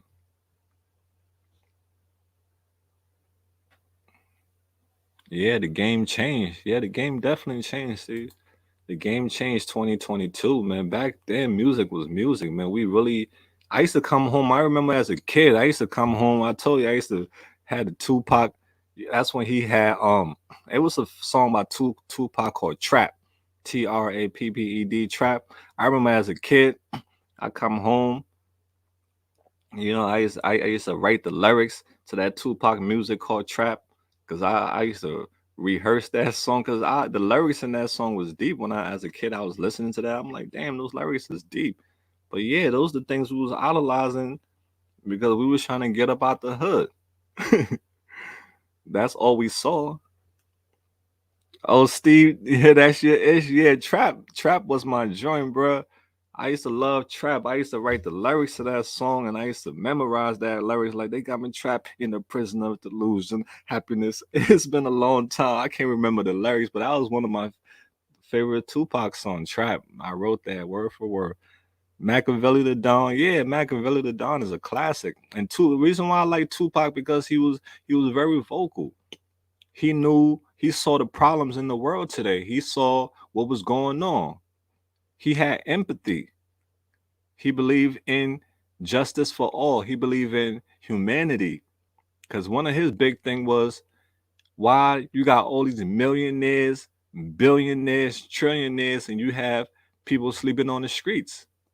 So I respect Pac a lot. I mean, he came from the hood, but he had morals and values. He had a mouth on him because he was a leader. And what happened to leaders? All the leaders get shut down because the truth, people want to keep the truth tucked in. Because what happened to the truth? The truth hurts, right? The truth hurt. And a lot of people don't want to get hurt by the truth. Yeah, Tupac was smart. SB real talk. That brother had a lot of knowledge. His mom had knowledge. So those his eyes was open. He saw the world for what it was. Yes, exactly, Melissa. That dude was smart for his time. He's saying the world for what it was. He got in the music industry He saw how human being was being treated in the world, and he was like messed up from that. How you got all these trillionaires, billionaires, but you got people homeless on the streets. You got people that's that living that's not even like human. But you got all these people with all this money. That's what messed Tupac up. He couldn't believe that. And I feel him on that 100%. I'm the same way. I'm like, how you got all these people, all these trillionaires, billionaires, but then you got suffering in this world. Yeah, I don't get that myself neither, guys. Let me see what Melissa said. Like me, I represent the South, got permanent goals in my mouth, period. I work with the court every day around Babylon. Okay, she got them grills. Yo, back in them days, let me tell you about them grills. Back in the days, I wanted them grills too myself. Yeah, I wanted those grills. You know when them gold caps came out back in them days, that was everybody wanted gold caps. You had gold cap in your mouth, you was legit. You you was badass. You had a gold cap. Even if it was one tooth, you just gotta smile with that one tooth. Hey, that, how many of you had gold caps in your mouth? I'm guilty. I had one. I could only afford one teeth. I couldn't afford a lot of teeth, guys. I don't know how many teeth you guys could afford, but I could only afford one. So if you had your whole mouth filled with gold, you're legit. Yeah, Mal only had one gold teeth in his mouth, and I would smile, and you'll see the bling on that one gold teeth. Bling. What's up, Gemini? Gemini said, SB said, Gemini are very ground minded. They want something, they get it, and accomplish it. Like my daughter, Tupac, Biggie, Kanye West, and the races. SB SB. Yeah, SB. Gemini, shout out to the Gemini. My mother's a Gemini. Mom is a Gemini. Let me see your grill. Yeah, I don't have grills no more. Yeah, that was back then. Yeah, Lily said Kanye acting like a nut. That's so funny. I didn't know that was a yeah. Back in the days, some back in the days, like in the early 20s, in the early 2000s. I mean, in the early 2000s, Gold Grill was legit. Everybody wanted gold grills and those 4 finger rings or the 2 finger rings. It was, those things was like back then. Everybody wanted those, and as a kid, you saw those things. You were like, yeah, you thought it was cool. Yeah, but I only had one. Oh, Rachel, God bless you. And remember, I'm not trying to annoy you, dear. I just get wrapped up sometimes. Like you said, I do be running my mouth. But I try to make conversation with y'all. That's all. Try to make conversation. One gold teeth, like, yo, Pen Dizzy always take me back. Yo, she be bringing some classic. Yeah, exactly like the boy Shaba Rings. What happened to Shaba? Yo, Shaba had that one song. Shaba Ring, Shaba Ring, Shaba Ring. Yo, shout out to all my people who love Jamaican music, because we grew up on Jamaican music, guys. Mr. Lover. Yeah, Mr. Lover, Shaba. Oh yeah, that's another classic right there too, Mr. Lover. What happened to all those guys? Oh, Lily, you're a sweetheart. You are a sweetheart, dear. All you people are wonderful. Love you too. Hello, Mia. Mia be popping up on a late night train. She's on the express train to the to La La Land, because Mal's gonna take you all the way to La La Land. Tupac, Dear Mama was for his mom. Yeah, that's a beautiful song. Oh my God, that song is beautiful. Beautiful, beautiful song. We lost a lot of great musicians too, right, guys? We lost a lot of great musicians. We lost a lot of great actors and actresses. That's why I said us that are still living, guys. We are blessed. We are blessed because All the stuff that some of us went through, right, Steve? All the stuff that some of us went through in life, and we made it, and we still alive. And some of our boys, our girls, they died. You know, we are survivors because we could have got caught up in many of those things growing up back in those days, wandering off into places that something could have happened to us. Because as kids, we especially us who was rebellious, we put ourselves in some situation and that we're we're blessed to be alive to this day. So all you guys are wonderful human beings. You have the experience, and we have to teach other people because a lot of us didn't have anybody to really guide us in life. A lot of us came from broken home. Like me, I'm the son. I'm the son. I was another man's son. That's my life was like another man's son. That's me. Well, I was another man's son. Imagine you being another man's son. My mom and my stepdad, my real dad is mad at my stepdad because my stepdad took my mom for my real dad. So they both got issues. My real dad and my stepdad beefing because my real dad is mad and my stepdad took my mom from him. So now I'm living with my stepdad and my mom. And I'm caught up in their drama. What I gotta do with that? Why y'all putting me in the middle of that for? So another man's son. Imagine being another man's son and those two men are beefing and you're the one in the middle of it. My stepdad, oh, I got this man's son. This dude don't like me, but his son is with me. Then my dad, when I go see him, oh, why you with that guy? I saw you talking to that guy, but what you want me to do? That's my mom's boyfriend, like another man's son.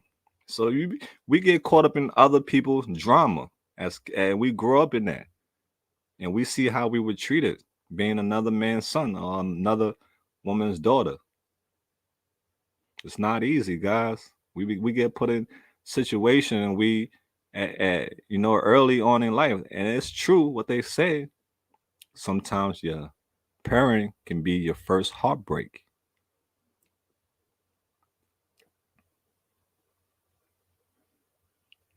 Yeah, you can be. Sometimes your parents can be your first heartbreak, guys.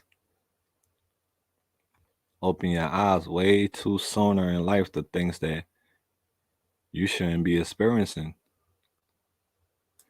Let me see. Torn between the fathers. Yeah, time torn between the fathers. And it was horrible. Imagine you being another man's son when those two guys is beefing. My dad hate my stepdad. He hate him with a passion when he see this guy. Because you know how it is if a guy take your girl that you love, your girl that you do anything for, you suffer for this girl. Help her with everything. But due to the fact you weren't good enough for her, she left you for another guy. So now my dad knows what's going on. So he mad that this guy took his girl, and now I'm in the middle of that mess. My stepdad is raising another man's son that he don't like, and my dad don't like him. So who's gonna suffer in that picture? The kid. The kid is gonna suffer. Oh, Sherry, God bless you, dear. Thank you so much for the love. And I'm sure a lot of us, we got a situation like that, was being raised by step parents, step mom, step dad. How many of you was raised by step parents? I know a lot of us didn't have the privilege of growing up with both parents. So if you raised up by both parents and your mom and your dad was together, and God bless you because that's hard. Sending love to you too, Rachel. Parents should never ever put children in the middle of exactly. Yeah, these things, but these parents also too are misguided. They wasn't raised up right. So as a result, the cycle continues. Brittany says, I understand, Mal. I have a similar situation with my mother. She divorced my stepdad when I met my dad at 19. My mom was mad at me because not trying to have a relationship. Yeah, see? So, yeah, a situation like that, Brittany, thank you. You can relate. It's a tough situation because you're in the middle of people drama and you don't deserve that. Or you are just you just want to be happy and want people to accept you, but you got to deal with both parties. Yeah, God bless you so much, Sherry. Oh man, look at BK. BK was adopted. Damn, see that's even tough. That's even tough, guys. Imagine how he feel growing up, his life. BK, sending shout out to you, man. God bless you. God bless you, man. I can only imagine what you had to deal with growing up, how you felt inside, all your insecurities you had that you probably ain't tell nobody about because you felt some people couldn't relate to you. It's not easy. People come from different walks in life and experience different things. Like you wonder why your parents gave you up, why you ain't never meet your real parents. I don't care how people say, "Oh, no, they weren't in my life, so I didn't feel it." No, you do feel it. You're gonna feel when somebody you gonna feel if you don't have your biological father. You're gonna feel it if you don't have your biological mother. You're gonna feel it. So don't let nobody tell you say, "Oh, they weren't in my life, so it didn't make a big difference." I don't. It don't mean nothing. I didn't regret them. No, you wish. You wish. No, you do because it wasn't normal. You saw all those kids who had the mom and the dad coming to pick them up, doing things with them. You wish you had it. Trust me. Let me see what my boy said. Mal, one day you need to have a subscriber link. Oh yeah, definitely, Steve. That's gonna come up this springtime coming up. Spring summertime. We're gonna do a meet and greet where we all could, hang out in Kensington. It don't even have to be Kensington. We can do so many other things every day on this platform. Everybody on this platform. Yeah, we all are rebels, loners, and lost. We come from we come from a rebellious background. We come from the school of mistakes, learning the hard way in life. We learn the hard way, and we are alive for a reason. A lot of our friends and peers that ain't make it, that ain't live, that ain't there, they're gone. But we are the survivors, so we have to look out for the ones that's behind us and let them know, listen, yo, this path that you're coming down on, I've been down this path already. I've been in the drug game. I've been in jail. I've done all this already. A lot of us that ain't have role models like that for us growing up. We didn't have people like that to be on us or giving us that connection to let us know, listen, you don't want to do this, kid. You don't want to do that. You don't want to do. We didn't have that, so we had to learn. We was our own teacher. So most of us on this platform, we are bad, but we just turn good, and some of us are still bad. Also, was another man's son, and got beat up every day for everything and nothing. Everything was my fault for. Damn, see that, guys? The infamous. Yeah, another man's son. Another man's son ain't no joke. Yeah, we grow up, kids get put up in a situation, and these things go with you throughout your life. It shapes you. Your foundation is always going to be your what's going to help you to stay strong in life. If you have a weak foundation, it's like a house. You build a house with a weak foundation, that house could be beautiful all the way to the top, but if the foundation is weak, that house is going to crumble. And that's how we are. You was born with a horrible foundation, a lot of trauma, a lot of lack of love, lack of attention. Will you think your foundation going to be strong? No, your foundation is going to start off weak. eventually, as you go older, it's going to get strong because you have to you have to build yourself up. Unfortunately, you got to build yourself. You got to accept all these these hard, these difficult things in these hands that you was dealt, and make the best life you can with it.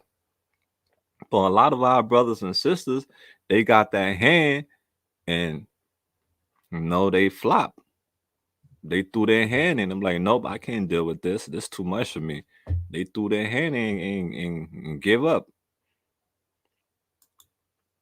Okay. Yeah, so I definitely understand where you're coming from, bro. Thank you for relating to us. Yeah, we were another man's son. Another man's son is no joke. Yeah, my stepdad, I ain't never really think he even care about me. He didn't really give two F's about me at all. He was beefing with my real dad, so why should he give two F's about me? My guy Ron said, my dad was 17 and my mom was 16 when they got married. They had 5 kids and still together, stay together to. Oh wow, I love stories like that, Ron. God bless both of them. When you hear those type of stories, it's out there.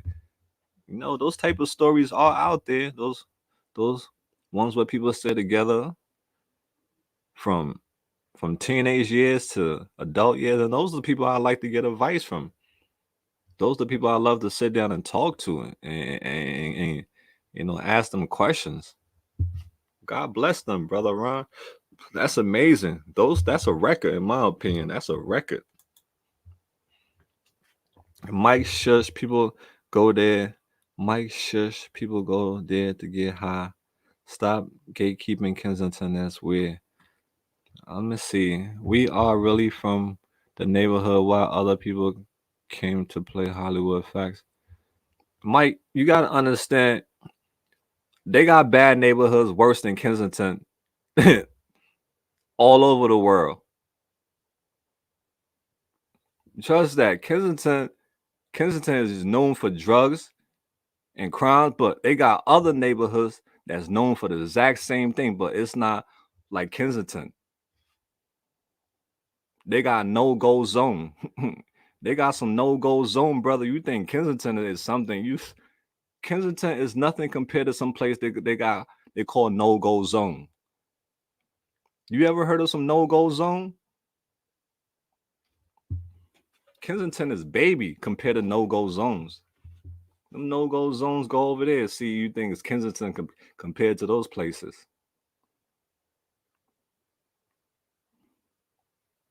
Okay, let's see what Jana said. Hi, Jana.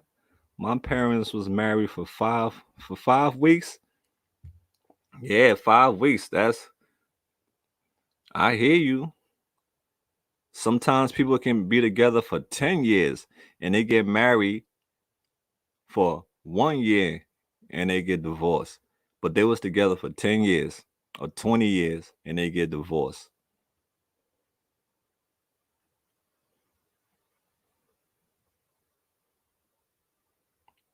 Yeah, born and raised in Kensington. I hear you, brother.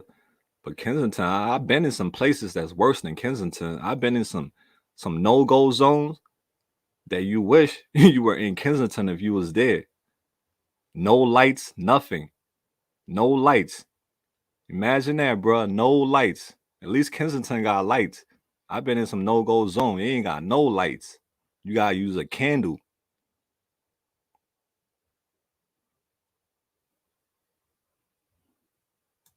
Let me see.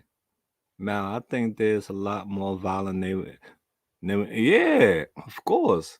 The reason why Kensington is like they make Kensington all big and bad because of people out there like that. That's it because of the people that's out there.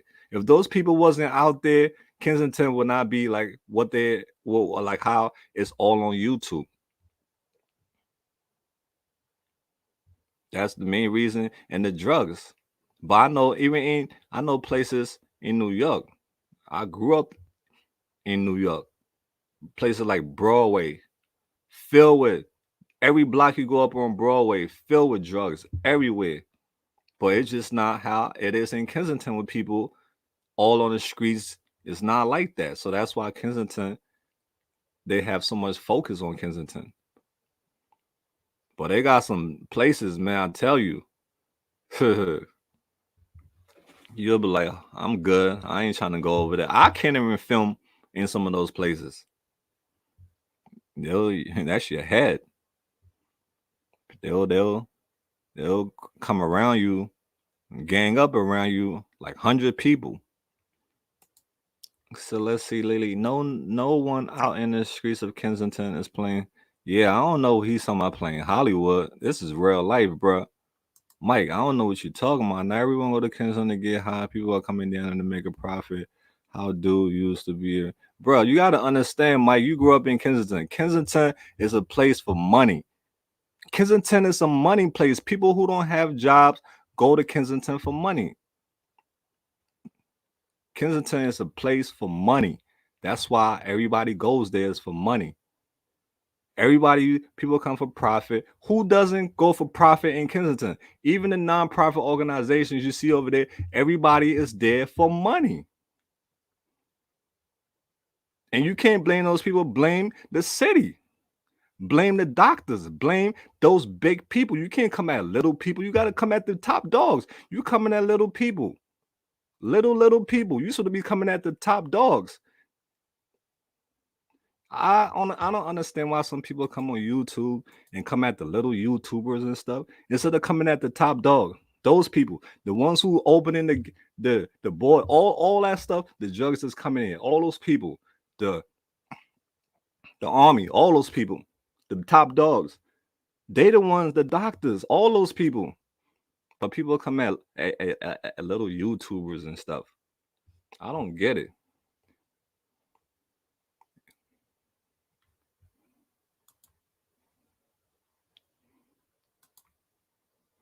Y'all need to go at the top dogs, man. Those people who letting all the drugs come in there. Those people who watching it happen. Who they the one who's making a profit. You want to know who really making profit? You guys got to open your third eye, man. Open your third eye, bro. It's all about opening your third eye. Bro, I understand that, but you got to understand Kensington is a place. It's all depends on how you look at it, Mike. You have people that's gonna come over there and profit of misery. But at the end of the day, you got top people too who are profiting of misery. You got a pharmaceutical company profiting of misery. Go at those people. They are the ones who controlling this game. Most of them, the pharmaceutical people, the top dogs, those are the people we should be beefing with, not people that coming out of Kensington to. I understand, but that's them and their God. God got to handle that, not human. What can we human do? That's God's decision to make. That's not your decision or my decision. We can hate them for coming down and doing what they're doing. And I pray that those people who do what they're doing, they're giving back in some way. We may not see it, but that's them and their God.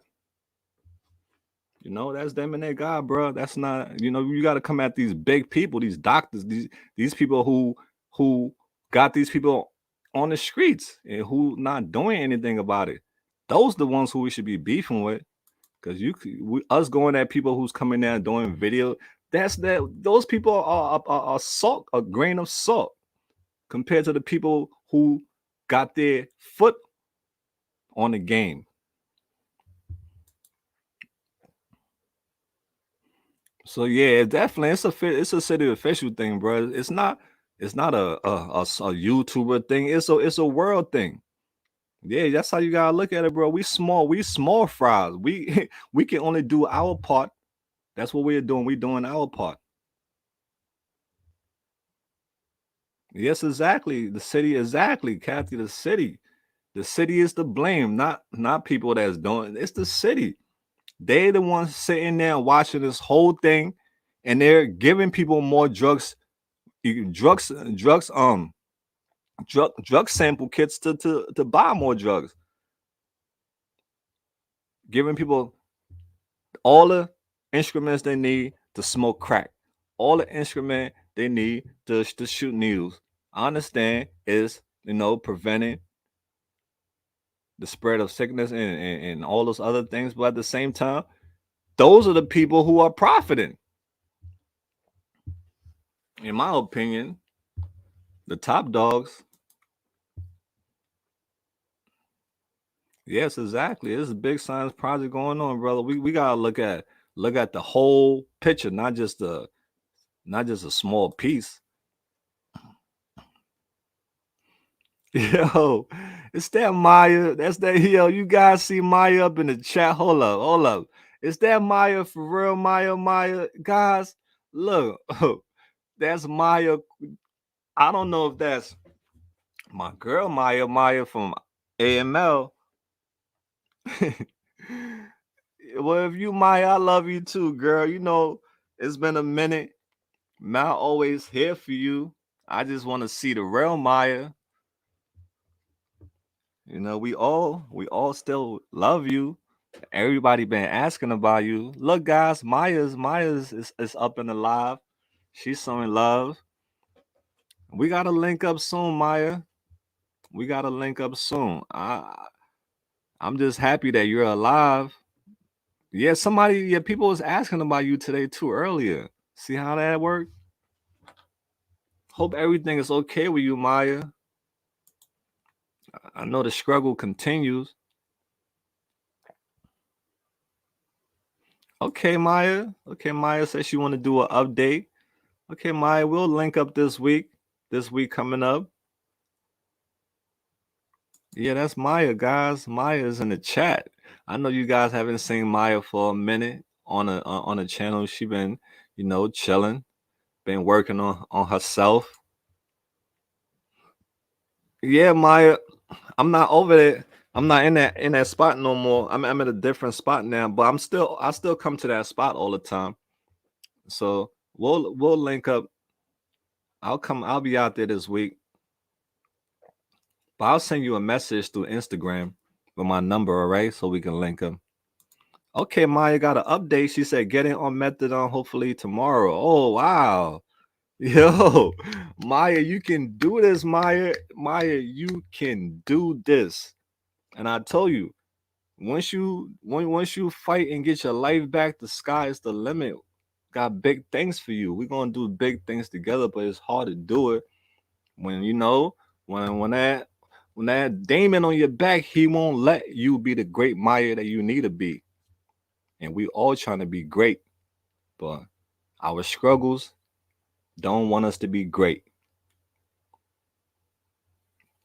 But we believe in you, Maya. We always been riding with you from day one. And no matter what, we always got your back. We'll always be here for you. You're always a AML forever. Yeah, Maya. We got mad love for you.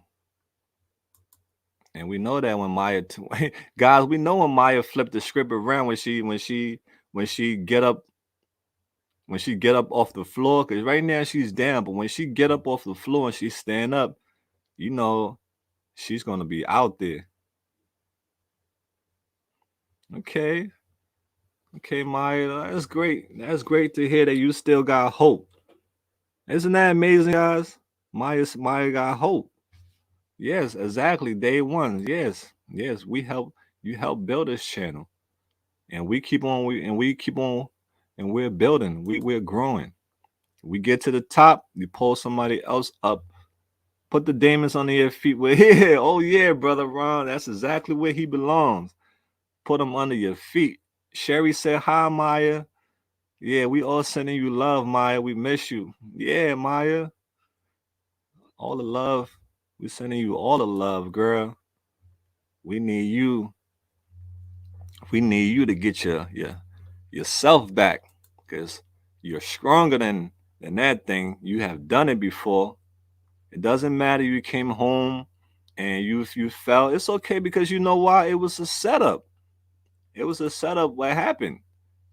You came back into that same environment, and what they expect to happen to you. It's a setup. So we understand, Maya. Like I tell people, if somebody try,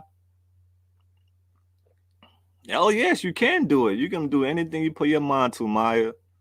And I always give each and every one of y'all props. Yeah, yo, BK always sending love for you, Maya. Yeah, BK always ask about you. Yeah, that's what's up. Yeah, Maya, so we got all the love for you. You can do this.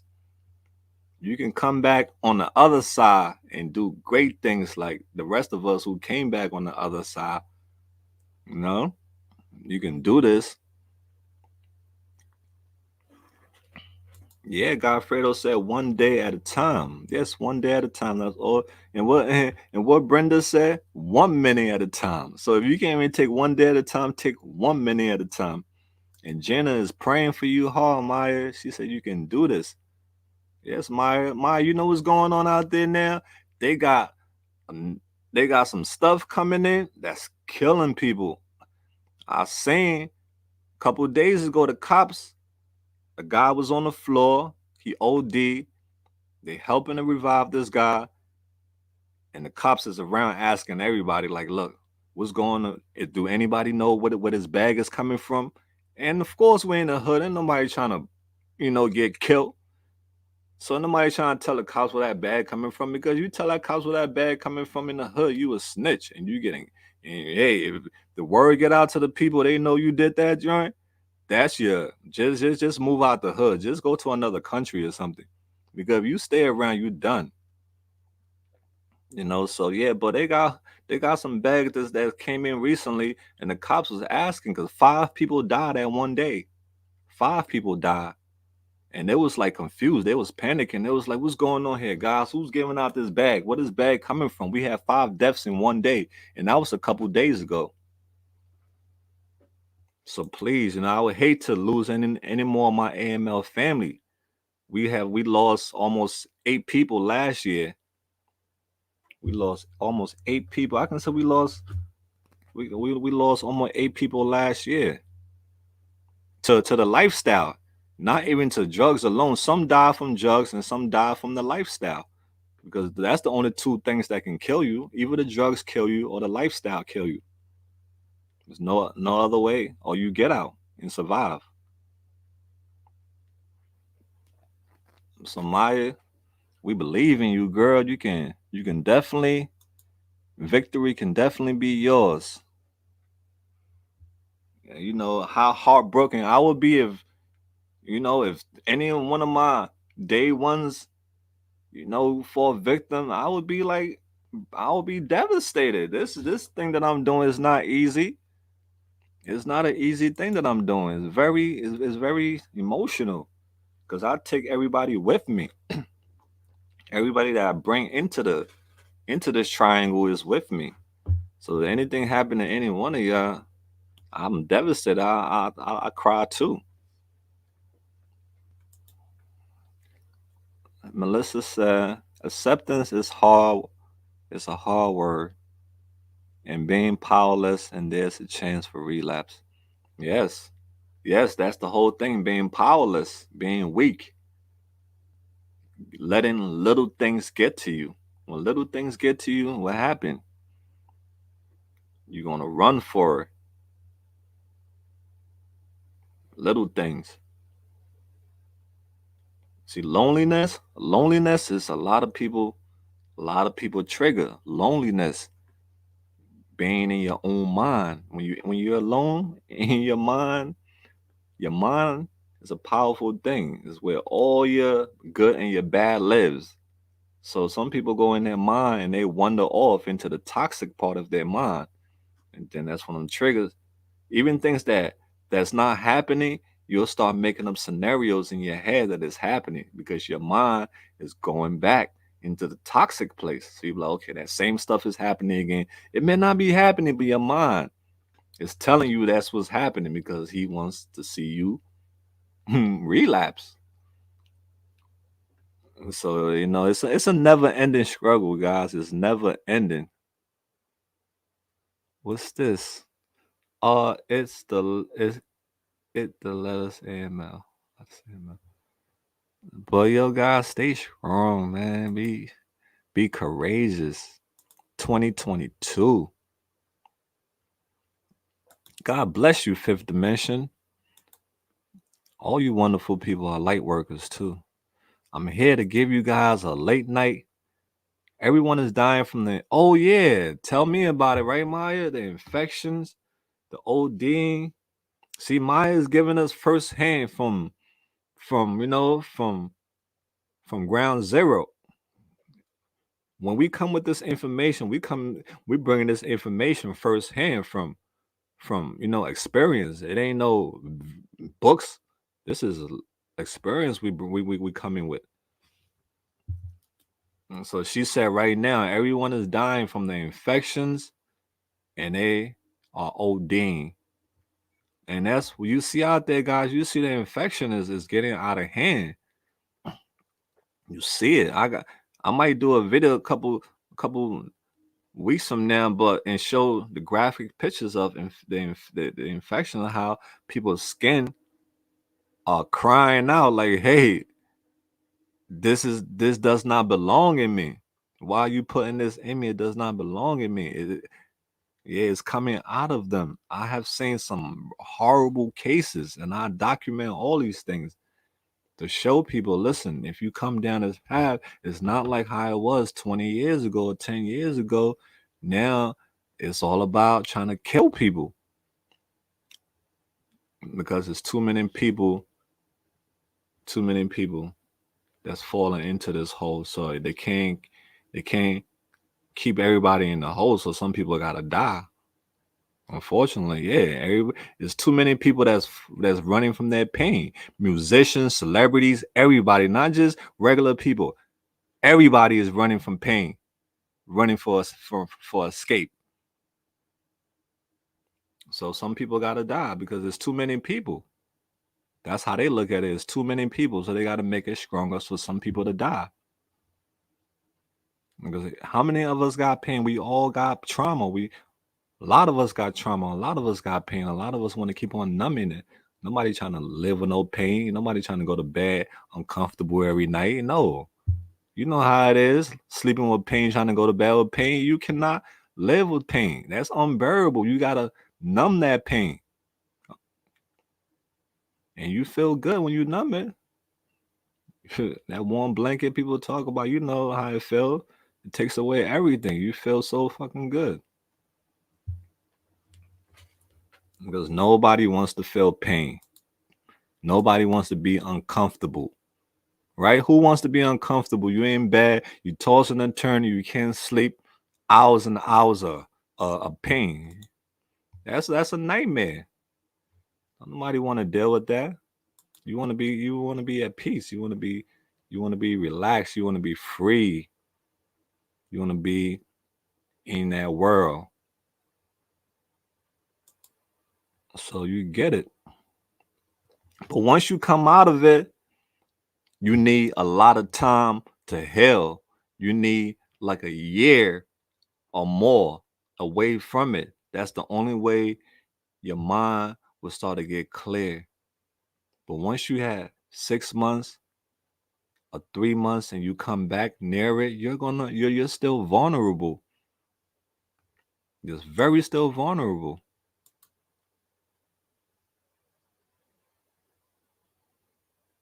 Yes, Kathy, exactly.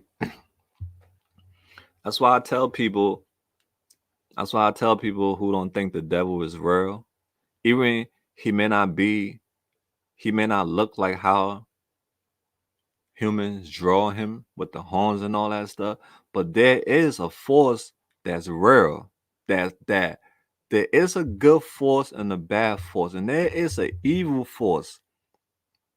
There is a evil force, and that's why I tell people if that evil force haven't visited you, be thankful you haven't seen that evil force hasn't visited you, because if it come to visit you, you either live to talk about it or you don't.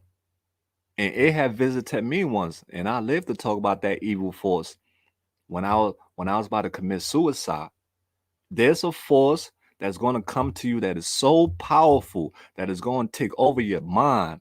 It's going to cloud your rational way of thinking, because he knows that force know you at your most vulnerable in life. Yeah, exactly. It's a demon. He knows when you at your most vulnerable in life. That's when he comes. When you are at your weakest.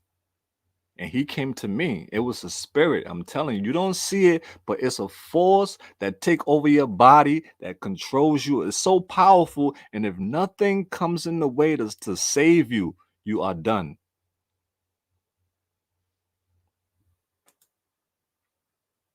Yes, Sherry, a spiritual battle is that. I'm telling people, people don't believe it. That's why I say, if that evil force, that evil spirit never came to visit to you, be blessed. Because only some of those cases that you heard where people killing their kids and doing all this sadistic things to people, those are demons. Those are devil that cling on to good people. They cling on to good people, and they happen. We all human beings. We all have feelings, so it's gonna come and visit you if you're not strong enough. Why you think people commit suicide? Why you think people commit murders? Why you think people kill their kids? Why you think all these things happen? It's not them. It's the demons that take over these people. Because these people, a father love his child. Come on, a father, your innocent baby boy, your helpless son, you gonna take his life? A mother, 9 months, pain, blood, everything. You carry that child for. You think you wanna kill your kid? Come on, guys. No parent in their right mind, no human being in their right mind would take the life of their own blood unless something is pushing them to do it. Something got in their mind and tell them, say, listen, do this.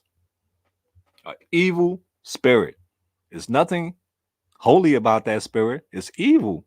He wants blood, and he'll do it in the most horrific thing ever, so it can be all over on the paper. And then he got his glory. He's happy. He's like, yeah, I made another, I made another hairline. Who's my next victim? And a lot of our brothers and sisters who fell victim to that demon, they was weak. They didn't get saved. But us who seen that demon and we got saved from that demon, we have a purpose in life. We have a light that we have to shine. I'm telling you, I've seen that spirit. He came to visit me. He came to visit me one time in my life. I was depressed. My wife had cheated on me. And I didn't want to go on in my life no more. I lost my family, my kids, everything. I didn't want to go on in life no more. And what came to my mind?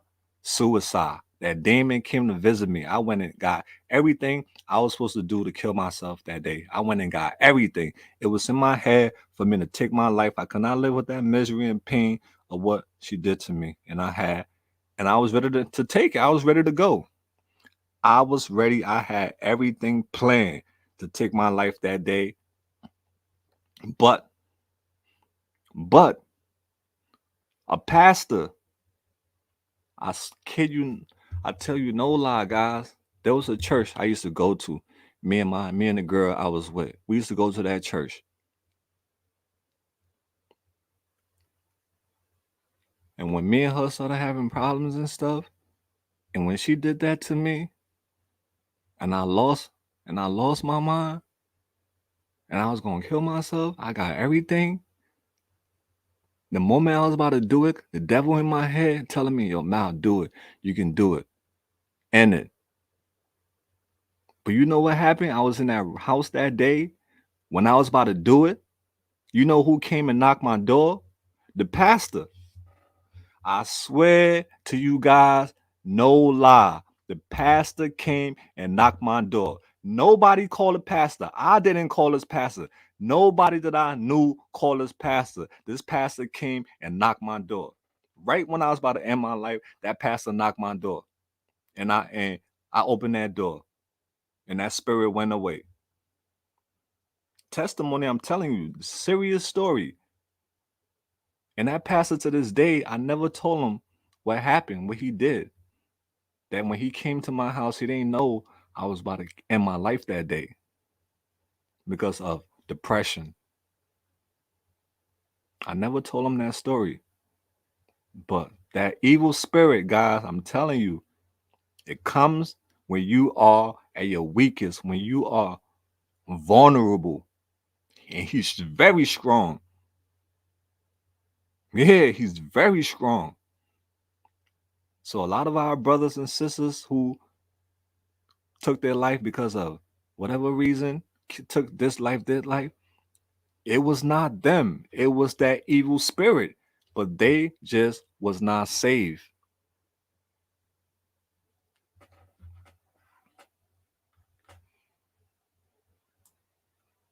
So that's why I know I'm here for a reason.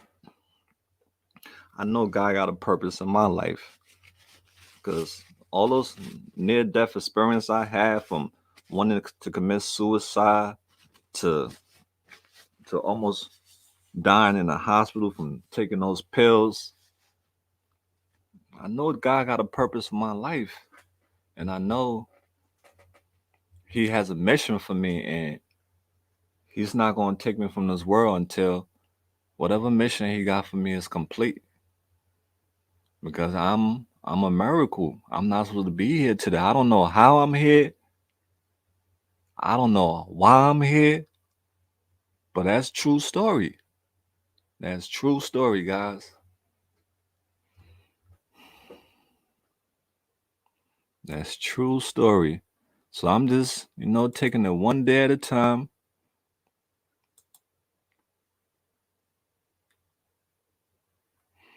Thank you so much, Fifth Dimension. Thank you so much. So that's some, that's why I'm just trying to tell people that's an evil spirit that sticks on people.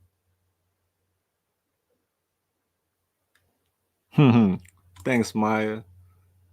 Thanks, Maya, baby girl. Yeah, but guys, there's an evil spirit that comes with people, man, when you are at your weakest in life, when your man cheat on you, your wife cheat on you, when bad things happen to you in life, when that's when that demon come around, he like, okay, all right, let me flex my muscle on you now. Let me see how far I could take you. Let me see if I could end your life, because that's the ultimate thing I want to do is take your life. But I'm gonna play with you for a while. I'm gonna twist and turn you. I'm gonna I'm gonna torture you before I take your life. That's how the game goes, guys. That's how the game goes. So each and every one of you who are alive today, you are a miracle. And you have a light in this world, and your light needs to keep shining. That's why you're alive. All our friends that came down this road, they are not here no more, but we're still here. That means God give us a purpose to do something, to educate people. You saw all our friends I showed you earlier, all our brothers and sisters who lost their struggle, and they left behind great messages. Look at ones like Nicole, to open your heart, to open your mind, to love people who are struggling, and all these other wonderful people who left behind something that will live on forever. So, beautiful people, it's time for me to shut down tonight. It was really great, connecting with the community. I love each and every one of you guys. Sherry, thank you so much always for your time, dear, and God bless you. I will check out your channel too and show you some love. Oh, thank you, dear. Yes, we are covered with the blood of Jesus. Hey Mal, keep doing you. The help is needed. Hey Monica, God bless you, dear. We all in this together. Remember, this is not a Mal thing. This is not an AML thing. This is all of us thing. That's why I said we out there is never a Mal out there. Is we. When I'm out there, it's we out there. So we are one. When I go somewhere, you guys are with me. Even in my room, you guys are still with me in my room because your lovely letters and cards are everywhere on my wall. So I keep y'all with me all the time. Okay, Annabella. So I just want to, give shout outs to all you good night to all you beautiful people because I have to edit some videos tomorrow. And I will this week, I'll be back out in Kensington, you know, looking for our brothers and sisters. This mission, we never stop this mission, guys. I will never stop this mission that I'm doing. If I die doing this mission, I will be happy. I told you guys because you know why I stood up for something. I didn't fall for anything. I stood up for something, and I try to make a difference in this world. It doesn't matter my past, where I came from, is where I'm at today and where I'm going tomorrow. That's all that matter. That rear view window, I don't look in it that much. I look at the windshield. So, guys, God bless you all. I love you all. Fifth Dimension, God bless you for your time, man. I really appreciate it. Annabella, Bridget, Viking King. God bless you, brother. It's good to have you in the building always. Um, Miyama, Mal be chopping the name. Miyama Uncensored. Good night, beautiful. Good night, American one. God bless you. Godfredo, thank you so much for your time, brother. Jana, sending lots of love to you. Keep being a great mom. Your daughter is growing so big, and I'm so proud of you for doing an amazing job. Diane, have a wonderful night. Sleep tight, and may you be blessed with a beautiful sunshine waking you up tomorrow. And Busy V, good night. Good night, Busy Steve. It was nice having you chop. It was nice chopping it up with you, Steve. God bless you for your time as always, brother. Okay, Belt Meow. Good night, Meow. Kathy, the the infamous. Good night, everyone. Rachel Ray, good night, dear. Sending love. BK, it's good to have you always. Stay strong, man. Stay strong. Keep your head up. You're doing great, and I'm proud of you. You're handling your business like a champion. Okay, Jenna. Sweet dreams, Melissa. Sweet dreams, Melissa. Thank you so much for all your engagement tonight. And Mike, shout out to you too, Mike. Hey, we can always disagree, but we'll always respect each other, all right? I'm always into learning new things, opening my mind. Mal is always a student. Remember that. I'm always gonna be a student.